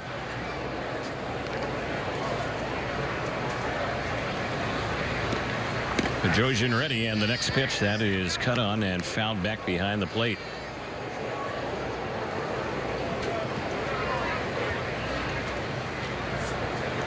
One of those chances right now for Cam Bedrosian is to finish off the hitter. Span the zone. Don't waste a whole lot of pitches here. Quickly finish him off. There's a pitch taken, and that one is in there for a called 3rd strike. Freeman out looking for the 2nd time today. Bedrosian has set down the first 2 here easily, and Tyler Smith will be the next batter. Checking out some action here as far as things around the Cactus League. White Sox split squad up on the Rangers 8-7. They're in the 8th. Giants are leading the D-backs 7-2. That's in the 7th. Cubs up on the A's 7-1. That's in the 5th. Dodgers split squad leading the Royals 5-1 in the 6th. Reds split squad 4-1 lead against the Brewers in the 7th. The other Reds split squad trailing the Rockies 6-5 in the 6th. Indians 3, Padres 2 in the 6th inning. Here's the next pitch. That's fouled off on the right side. The Dodgers will be taking on the White Sox split squad games for both of them later on. Actually, we have 2 games today at Camelback Ranch, a day game and a night game. Those two teams, White Sox and Dodgers, share that facility. And we'll check out some games in Florida as well in just a moment. It's 1-1 on Tyler Smith with 2 outs. No one on. 7th. 7-2 Angels. Next delivery. It's hit well into right center field. Chasing and unable to get to it in time is Hermosillo. Heading up to second base. Stopping there. Keeping the inning alive with his second hit of the day is Smith. A 2-out double. And a 2-run home run back in the second. So a power day for Smith in for that number 8 spot. Home run to left center field, double to right center field. And they're going to bring in a pinch runner for him. Kyle Waldrop is the next batter. In Florida today, the Pirates beat the Twins. The final there was 4-3. Tigers over the Mets 4-3. Cards beat the Cards and Marlins played to a 9-9 tie. Rays over the Blue Jays 8-2. Phillies 6-5 winners against the Red Sox. And this one 7-2 Angels in the 7th, and the delivery, that one is in there for a called strike.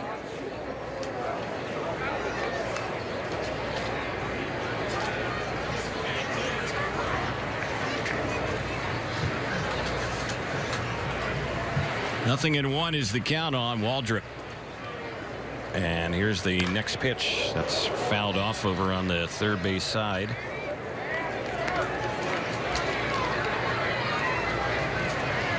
It's like Donnie Walton, number 92, is the pinch runner out there at second base.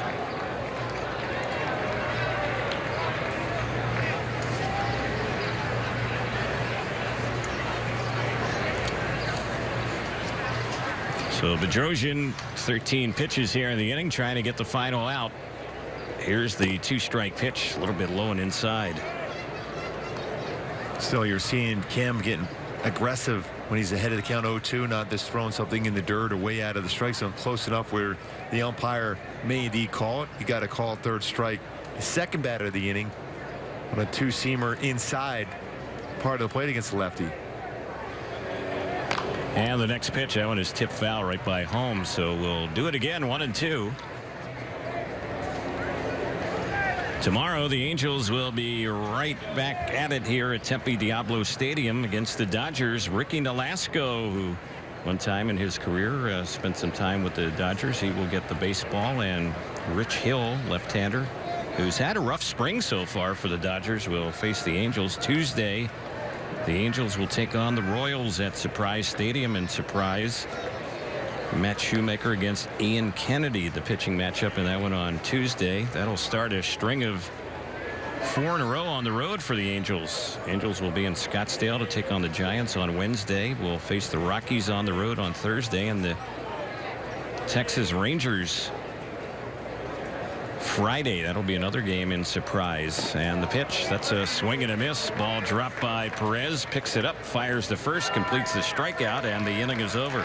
Couple of strikeouts for Bedrosian here in the 7th, and they end up leaving a runner at second base. The bottom of the 7th is coming up. 7th inning stretch time in Tempe, and the Angels have a 7-2 lead on the Angels Baseball Radio Network and Fox Sports West.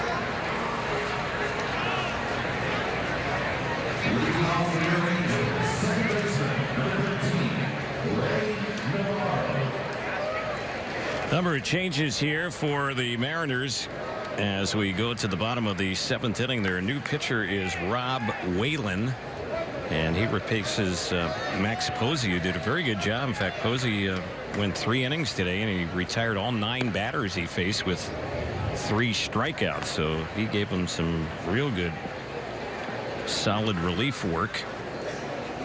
Whalen, the new pitcher, is a right-hander, and he's facing Ray Navarro, who's batting for the first time today. And he lifts a fly ball into right field, and it's out of the reach of the right fielder, Ramsey. That ball rolls out to the wall by the out-of-town scoreboard in right center, and Navarro, his first at bat, ends up as a double here to start things off in the Angels' 7th. Stayed back on that baseball very well. Shot the right center field for Navarro. Pitcher lower part of the strike zone, middle part of the plate. Lines it over the head of right fielder for a double, leadoff double to start the inning here in the bottom of the 7th. Brian Lamar hitting out of Trout's number 3 spot. Trout was 0 for 3. Right-hander against right-hander. Whalen is set, and here's the pitch. That one is a little bit low. It misses for a ball. It's 1 ball, no strikes. Whalen pitched briefly for the Atlanta Braves last year, and in 5 starts for Atlanta had a 1-2 record with a 6.57 ERA. He came over in a deal with the Braves in November. He's ready, and here's his pitch. This is chopped by Lamar, foul over on the left side. Donnie Walton stays in the game, and he was the pinch runner for them in the top of the inning. He's now at second. Raider Ascanio is now the new shortstop, and the new catcher is Nevin Ashley. Got it all covered, Terry. There's also a new center fielder. That is Luis Liberato. I guess he's been there for an inning now. But the Mariners have pretty much taken out their starters. Whalen is pitcher number 5 of the day.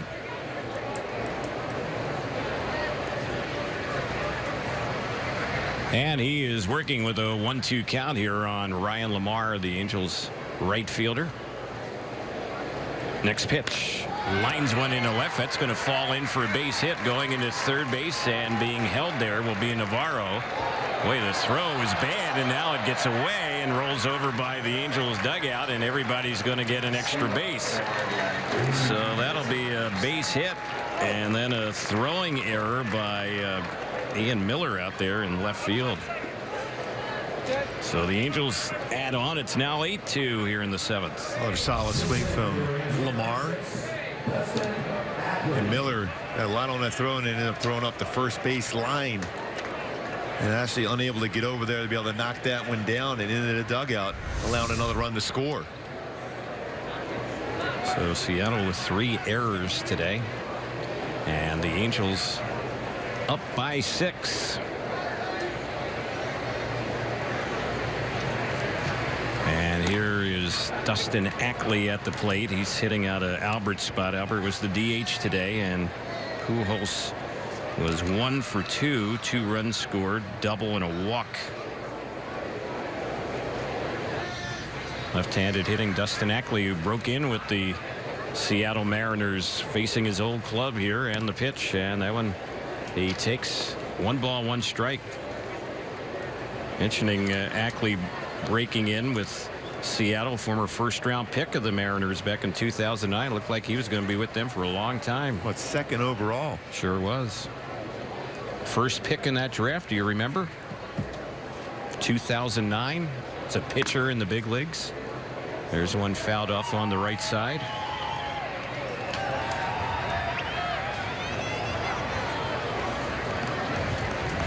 Steven Strasburg. That is a good call right there. I'm very impressed. Thanks for that help, though, sir. 1-2 is the count. Who will be a Washington National for a lot of years, signing that extension last season. Yep. We could see him this year when the Angels played the Nationals. Interleague play, and the pitch. That one is a little bit outside. 2-2. Yeah, we go to Washington. Well, we start with Seattle, Washington. work our way to Washington, D.C., and then to Baltimore on that trip. Yeah. The Angels will be playing the National League East teams this year in interleague play, and of course play the rival Dodgers in the Freeway Series. Here's the 2-2. It's a high pop-up into shallow right field. Coming in is the right fielder, and making the grab on that one will be Ramsey. Lonnie Walton, the second baseman, went back, but he kind of lost his footing there, and he and Ramsey are looking at each other there. They get the out on the play, though. It's a first out. Cowart will be the batter. He's hitting out of Cron's spot. C.J. Cron was 2 for 3 today with his third home run of the spring.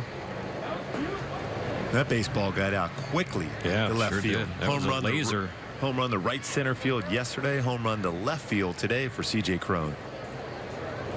That's 4 hits and 5 at-bats last 2 games. So here's Cowart batting. First time up. Switch hitter bats from the left side. Whalen is set. And now steps off the rubber, is getting a pretty healthy lead at second base is Ryan Lamar. Shortstop came creeping over, but no throw.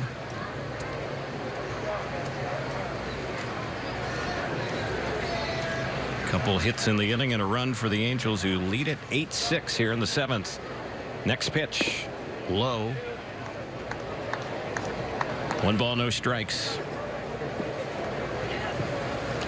Calling all Angel fans and runners, don't forget to join us on April the 22nd. The Angels 5K and Family Fun Run. It's presented by St. Joseph Hoag Health. Participants get a t-shirt, a medal, a ticket voucher for a select 2017 home game. Proceeds will benefit the Angels Baseball Foundation. Mark that date down on your calendar, April 22nd. The Angels 5K and Family Fun Run.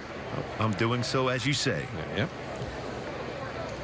1 ball, no strikes. Here's the next pitch, and that is taken for a ball by Cowart.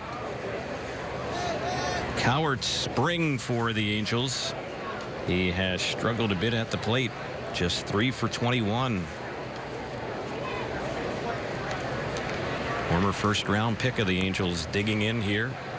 He's worked a 2-0 count against Whalen. And then he fires to second, and the ball sails into center, but backing up is the center fielder, Liberato, and diving back to the bag was Lamar. He didn't have enough time to get back up and head to third base, but they were off right there on the timing of that play. Well, earlier there was a daylight play put on and an in throw. This time he throws with the infielder not going towards the base. They could have had their 4th error of the day right there. Here's the 2-0. That ball's drilled deep down the right field side. It's tight to the line down in the right field corner. A foul ball. That had home run distance, but just a long strike. It's right by that 360 line down the right field. That's a pretty good swing from Caleb Cowart. So 2-1 to count. It's the type of swing you want to see from Cowart when to be ahead of the count 2-0. Do some damage.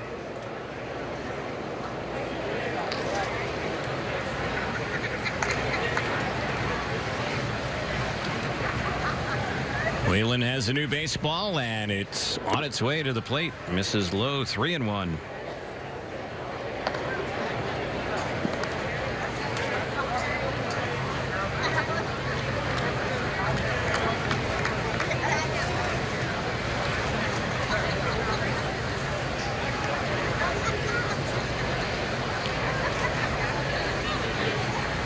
So the 3-1 comes its way, and that one is chopped foul over by the Angels dugout, and someone hit the deck there, and what, landed in the trash can?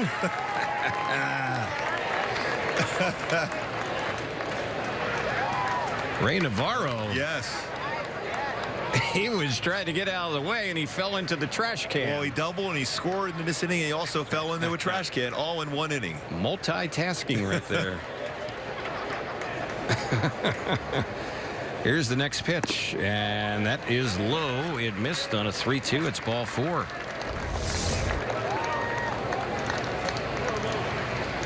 Get a good look at right here. Navarro on our TV, falling in the trash can. Yep. All he can do is smile.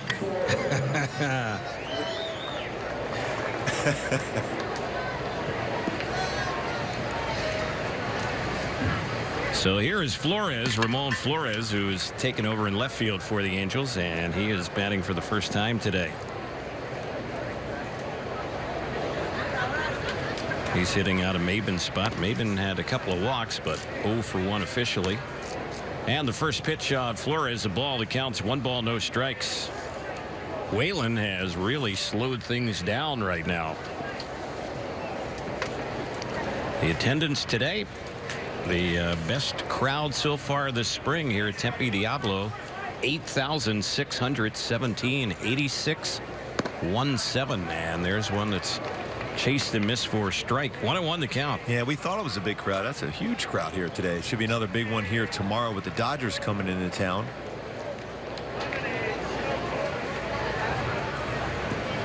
Yeah, it'll be packed here tomorrow, no doubt.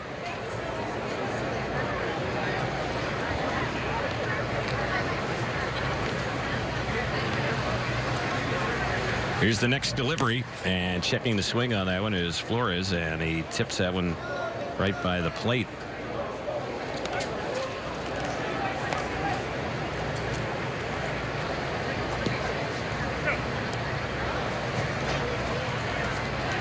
As Whalen continues to work here with 1 out, he's retired as one of the first 4 batters in his first inning here today.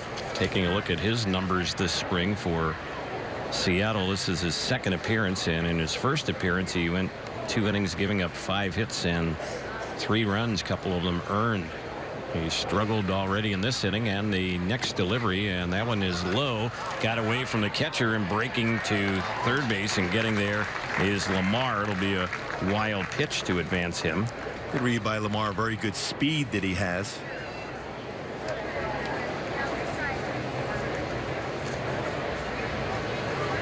So 2-2 is the count.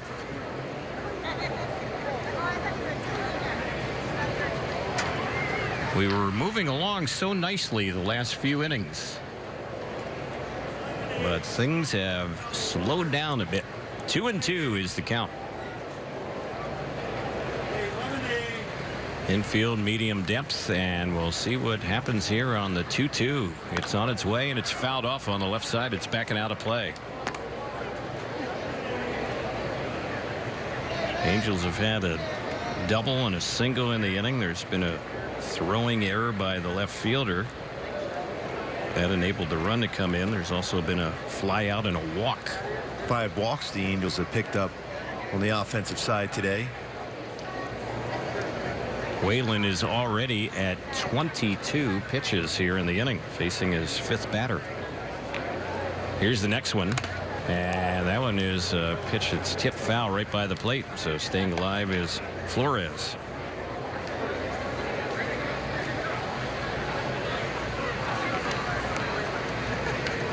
Hadn't really seen much of Whalen, having been with the Atlanta Braves, but we're going to put him down for a slow worker. What do you think? Yeah. Little question about that. Yeah, taking time in between pitches. He's ready, and as he gets the sign about ready to come in, here it comes. 2-2. It's popped in the air into center field, not very deep. We'll see what happens here with the runner at third. Lamar, catch is made out there by the center fielder, and the throw will go to second. So it was deep enough to get the runner home, and it's now 9-2 Angels, a sac fly for Flores. I think what you saw there, Terry, is Ron Renicky was reading the center fielder. He was still kind of going back on the baseball, wasn't going to be able to get into good throwing position, and with Lamar's speed, no doubt he was going to take that shot. But a good read by Ron Renicky, third base coach for the Angels, seeing the center fielder struggling with the sun and not be able to get behind the baseball to get anything on the throw. So sac fly. Yeah, because it really wasn't hit all that deep out there in center field, and the center fielder didn't even try a throw to the plate. So the second out, 2-run inning, 7-run lead for the Angels, and batting now is Hermosillo, and this is his first time up, and he takes the first pitch for a strike. Michael 4 for 12 with a home run, hitting .333.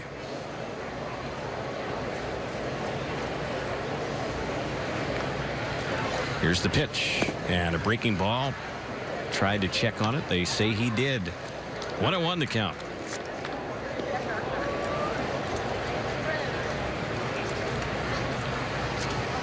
Times we've seen Hermosillo in action for the Angels. He's played with some confidence. Hit the ball so far this spring. Here's the pitch, and that one fooled him. It was off speed. He's way in front of it for a strike.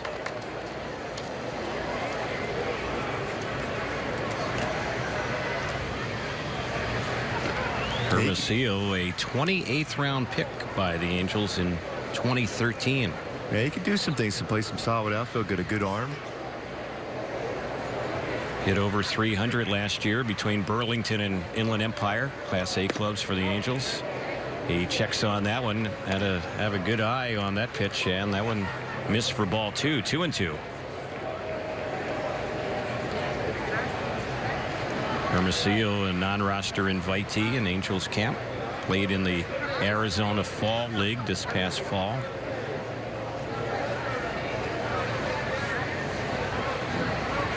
Whalen nearing 30 pitches in the inning, and that one missed, and the count goes full. So the next pitch will be his 30th here in the inning.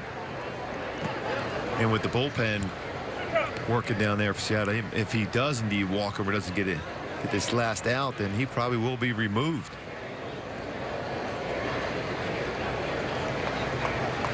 So we'll see what gives with 2 outs and a payoff pitch. Runner at first goes, and the pitch is cut on and missed. Looked like a slider got him, struck him out, and that will end the inning. 2 runs for the Angels on 2 hits. There was an error, and the Angels lead 1.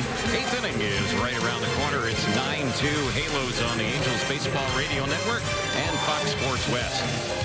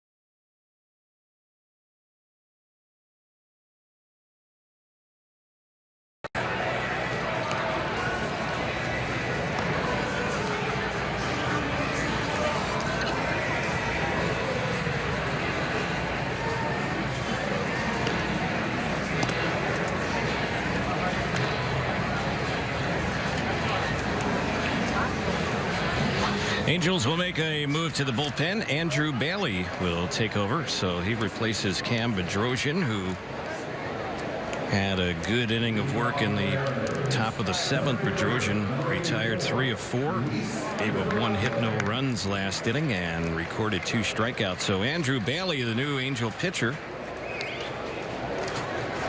and with Bedrosian and now Bailey seeing action for the Angels in back-to-back innings. These two are the two guys kind of in the fight to win the closer's role coming out of spring training. As a result of the injury to Houston Street, he doesn't really figure to be involved in it. He entered camp certainly in the mix, but sidelined right now. First pitch by Bailey, a ball. Liberato is the batter. He's their center fielder. This is his first time up. And the next pitch, that one is outside. Ball 2. 2-0 the count. Liberato is hitting out of Martin's spot. Their leadoff man and center fielder went 0 for 3. Here's the next pitch. That caught the outside corner for a called strike. You've seen Jesse Chavez today, worked 4 innings, gave up 4 hits, 2 runs. Couple of scoreless innings for Alex Meyer. The scoreless inning for Bedrosian, and now Bailey taking over here in the 8th. And the next pitch lifted in the air to left field. Should be an easy play for Flores, and he'll gather that one in for the out. And some very efficient innings for all the pitchers too, from 69 pitches thrown in 4 innings for Jesse Chavez, 16 by Cam Bedrosian, 23 for Alex Meyer. So getting in that strike zone consistently.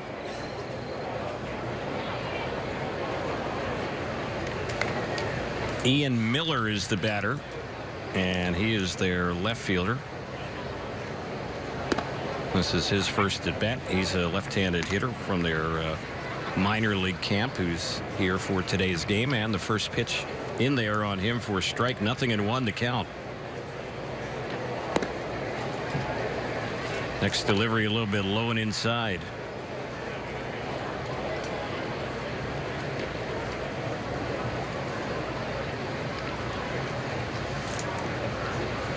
Here's the next pitch. That's fouled off on the left side, backing out of play. The fastball's been pretty effective for Bailey so far. High fastball away, upper part of the strike zone. 1 ball and 2 strikes. As Bailey works here today, this appearance his 4th this spring. He's had some control issues so far in the Cactus League. He had walked 5 and 2 2/3 innings coming in. Here's the next pitch, and that one misses low. This Seattle club, they certainly figure to be in the fight for the division title, and they made a lot of moves again in the offseason. A ton of moves as far as trades and signings. Somewhere around 14 trades from the end of the 2016 season until things got going here in the Cactus League. Here's a fly ball hit right to the left fielder, and Flores makes another grab. You didn't even have to move for that one. Hit right on a line right at him.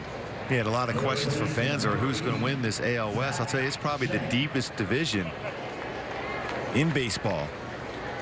You have Texas, very good, defending champs. The Astros, they made some big moves during the offseason. The Mariners have certainly done so. The Angels have added a number of good players as far, especially from the defensive side and the offensive side. So it's going to be a very, very deep division. Oakland's made some moves, but they're still a little bit away. But Oakland always seems to find a way to be able to battle. Yeah. Although some down news as far as Sonny Gray being out for a period of time here in spring training, that certainly doesn't help them. So this is Zach Shank batting, and the first pitch to him was a pitch that missed, and there's ball 2. It's 2 balls, no strikes. This is his first at bat today. Another one of the young players they brought here for this ball game. He's had some real good success for them in their camp so far. 7 hits and 12 times up. There's a pitch that missed again. It's 3 balls and no strikes on Shank.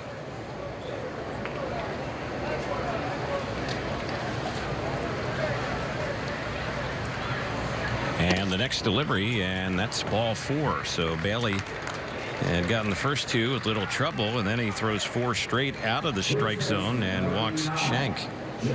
And if I'm not mistaken, that's the first walk of the day given up by Angels pitching. It's been very, very effective, consistent in the strike zone. So the next batter, and this is his first time up, Joe DiCarlo, another one of their minor leaguers they brought up here today. Here's the delivery, and that one is inside for a ball. It's 1 ball, no strikes. A lot of these minor league players who they've brought up here for this game today against the Angels, not necessarily the top prospects right now for Seattle, but certainly guys, they're in their camp and they're looking to get on the radar screen. This way to show the organization that you are one of their prospects is put together good at bats, play some solid defense. 1 ball, 1 strike to count on DiCarlo. Here's the pitch. He chops this one deep in the hole. It's short. It's stopped by Fletcher. Flips the second late. Plus the ball popped out of the glove of Navarro. And they're going to score that as an infield hit. So the inning isn't over yet. 2 on, first and second. And James Ramsey, who's their right fielder, he will get ready for his first at bat today. Yeah, Fletcher's throwing some pretty good range at that shortstop position. I don't think you have a play at first base either. Your only play is going to be the force out at second. A little bit too quick. See, it beats that throw even if Navarro is able to hold on to the baseball.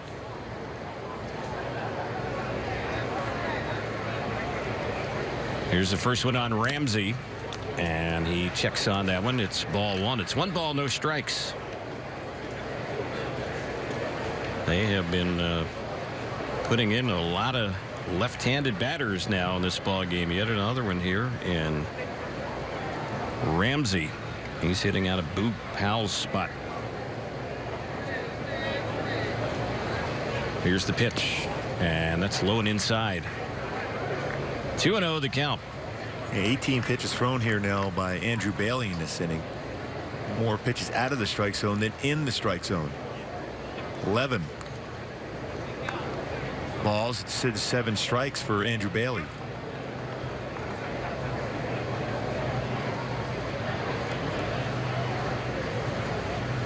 He's ready, and a look at second. Here's the pitch. That's tipped foul right by the plate. 2 balls and 1 strike.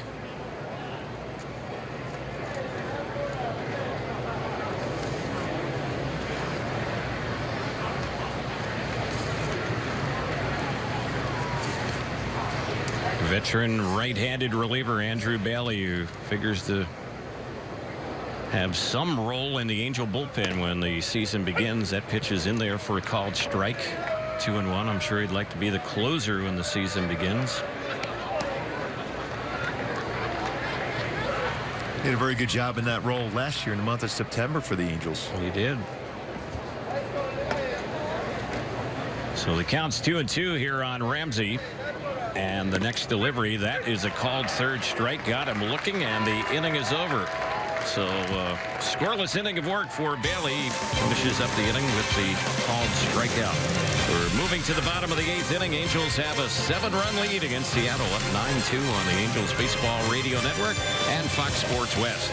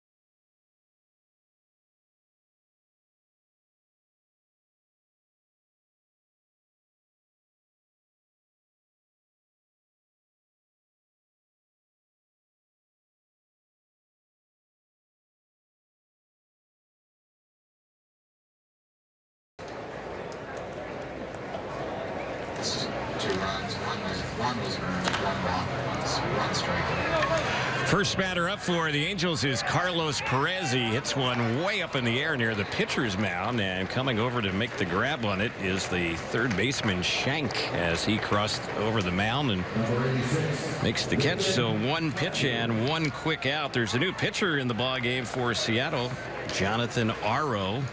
Last name is spelled A-R-O. And 1 pitch, 1 gone here to start off the Angels' 8th inning. David Fletcher has gone all the way today as the 9-hole hitter and the Angels shortstop. And the first pitch to him is a ball. He's had a 1-for-2 day with a pair of RBIs, Fletcher. Here's the pitch. That's high and away. 2-0 the count. Bottom of the 8th inning. It's being brought to you by Rotolo Chevrolet in Fontana. Rotolo Chevrolet, pursuing excellence every day. You can visit them at Rotolo.com. That's Rotolo.com. Counts 2 balls, 1 strike on Fletcher. Whalen, who pitched last inning, gave up 2 hits and 2 runs, 1 earned. And there's a ball that is lined and caught by the third baseman Shank. So he's everywhere here in this inning. Nice play. Ball was scalded at him too. Nice play. Yeah, good range. He had to go. You mentioned a long way on that pop-up. Dealing with the pitcher's mound before that. Now we get that on the backhand, a line drive right at him. Rob Fletcher of his 3rd hit today. Nice play by the young third baseman. So 2 are gone. Here's Jeffrey Marte. And the pitch, Jeffrey taking, and that's in there for a strike. 0-1 is the count.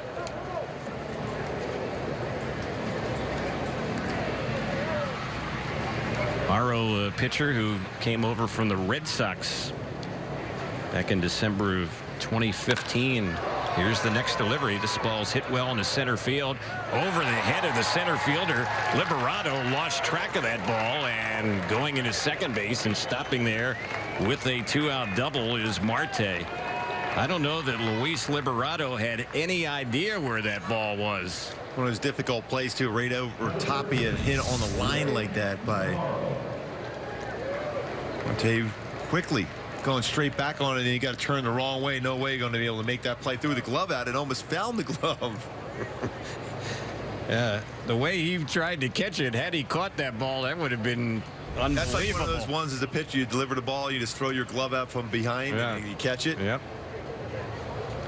So here's Ray Navarro as the Angels keep the inning alive. And the first pitch, he is taking that one for a ball. It's 1 ball, no strikes.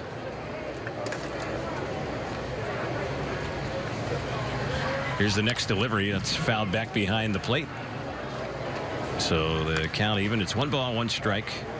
Aro actually did appear in 1 game for Seattle last season. Just 2/3 of an inning. Spent almost the entire year at AAA Tacoma, where he was primarily a relief pitcher. And the next delivery, grounded on the right side, right at the second baseman.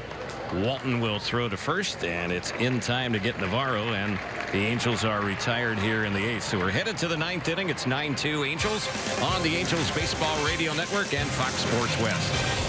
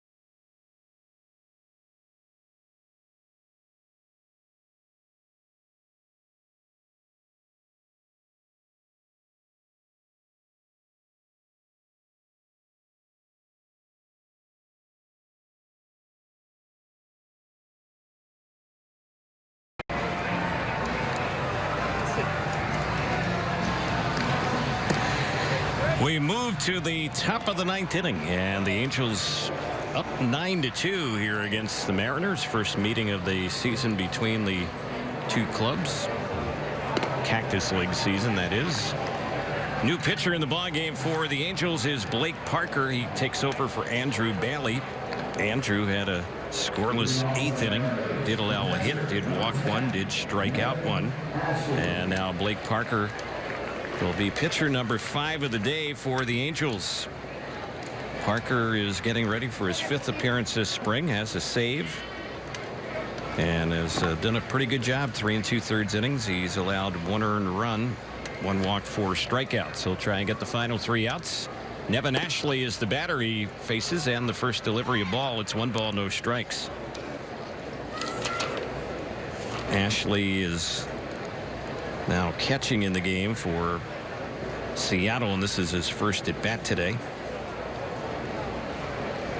And here's the pitch. That's on the outside part of the plate for a called strike. As Ashley bats, he's had 7 at bats for the Mariners this spring with 3 hits.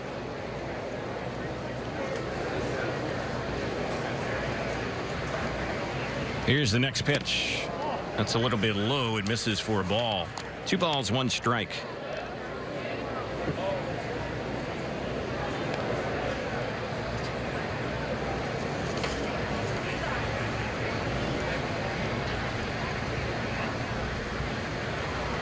Parker is ready, and here's the 2-1 delivery. That's a big cut and a miss for a strike.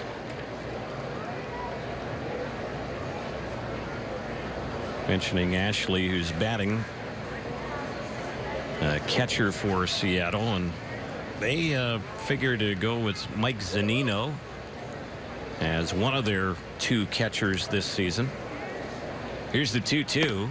That is on the outside corner, and he struck him out looking. Good pitch there by Parker. That's the first out here in the 9th. And now getting ready to bat is Raider Asciano.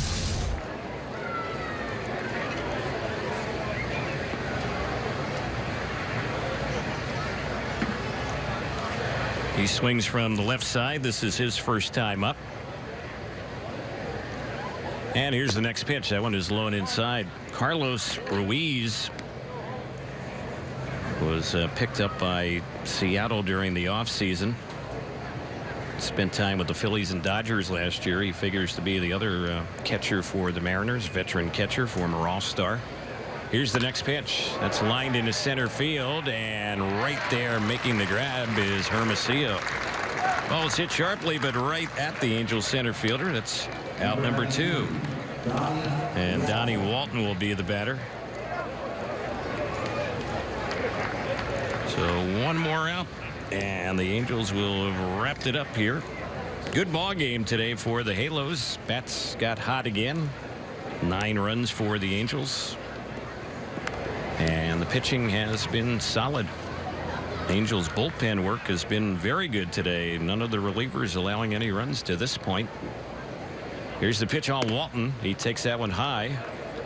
Mark Gubicza has made his way downstairs, and he will be visiting with the right fielder of the Angels, who's in the ball game right now, Ryan Lamar, after the game for some of his comments. First-year player in the Angels system. There's one that's fouled off on the left side.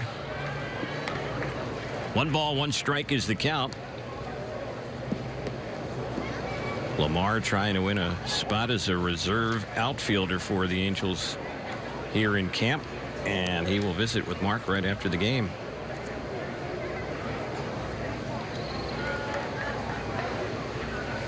Here comes the pitch. That's low and inside. It misses for a ball.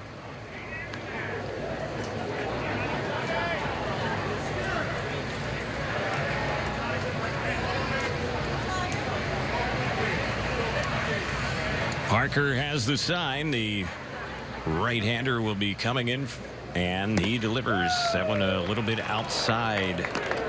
So he's fallen behind. It's now 3 balls and 1 strike.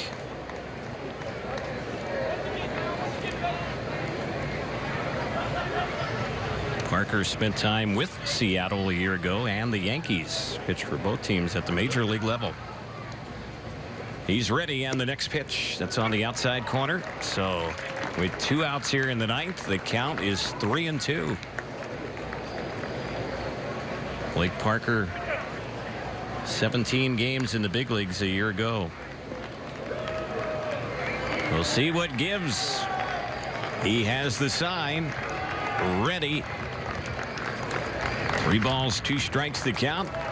Here's the pitch, and it just missed low, ball 4. Close one right there.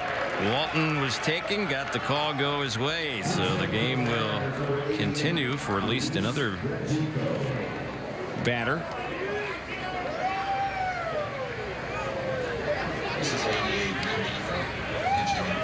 Looks like they're going to have a pinch hitter. Luis Rengifo will bat.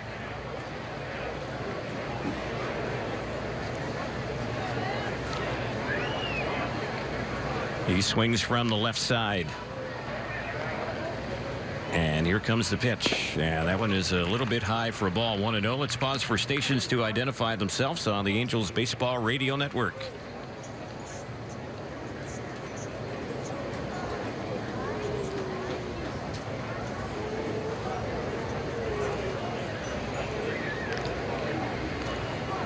One ball, no strikes to count on the pinch hitter, and here's the next pitch. That's a little bit low.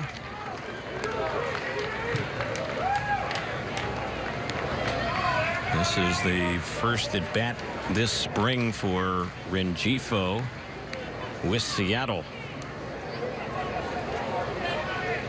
Joining them today for this game from their minor league camp, young player. And here's the next pitch. He lines that one into left field, but there to make the grab on it is Flores, and the ball game is over. He got good wood on that one, but retired as Flores. He was busy since coming into the ball game. Had a couple of putouts last inning and gets the final out on that liner to wrap things up. So the Angels come away with the victory today, beating the Mariners in the first meeting this spring between the two teams. The final score was 9-2. And a big crowd on hand today for this ball game. 8,617. Ball game took 2 hours and 53 minutes. We'll have the rest of the totals when we get back with you in just a moment. Angels with the victory improved to 10-5 in Cactus League play, and the Mariners record now this spring stands at 10-6. Angels will have the Dodgers here tomorrow for the action at Tempe Diablo. So we are about ready to take things down to Mark Gubicon. He's standing by with Angels outfielder Ryan Lamar. And we got a lot of Seattle Mariners around us right now, Terry. Good to see you. Ryan, so far this spring, you've seen the ball well, good at bat today. What are you trying to do here as far as seeing the ball and putting the ball in play? You know, it's early in camp. I think you just said it, hit the nail right on the head. I think you're just trying to get good pitches to hit, you know, put the ball in play. You know, just play the game. You know, these guys haven't seen me really play before, so I'm just, you know, really trying to show my versatility and, you know, just working hard every day. Ryan, we've been talking a lot about base running. You were able to tag up on a short fly in the center field. Is that to help with Ron Renicky too? But you got right back to the base really well. Talk about the philosophy as far as running the bases. Yeah, I mean, I'm always trying to take an extra base. You know, I know the feeling of a hitter. You work your butt off, and you really try to get that guy in from third anyway. So I'm going to tag up any chance I get. But as soon as Rag saw him take 1 or 2 steps back right before he caught it, he was yelling, "Go, go, go!" So he's been great over there, and it's worked out nice for both of us. We'll talk about the different philosophies of different organizations as far as an aggressive. We're seeing a lot of base stealing and a lot of extra base taking. How is it different from where you've been in the past? You know, I think they preach it here. They preach it from day one. Socha's taking pride in taking an extra base when we can, going on dirt balls. We're really trying to be aggressive and just make the rest of the league aware that we're going to be out there moving, putting pressure on them. So, Ryan, I know you're a Michigan guy. You want to sing the theme song for us there, a little hymn? I won't do that to you. I would appreciate it. Ryan Lamar, Terry did a great job. Been excellent so far. Good speed. Great game there today. Terry, we're back to you. Great. Thanks a lot, Ryan. I appreciate it, man. Appreciate it. All right, Mark Gubasal and Ryan Lamar joining us here today as the Angels come away with the victory over Seattle once again by the final score of 9-2. For those of you watching on the TV side, Mark Gubasal along with Alex Curry will have a lot more post-game analysis for you. That's coming up in just a moment on Angels Live. On the radio side, we'll be back to wrap things up as well. Again, the final, Angels 9, Seattle 2. This is the Angels Baseball Radio Network and Fox Sports West.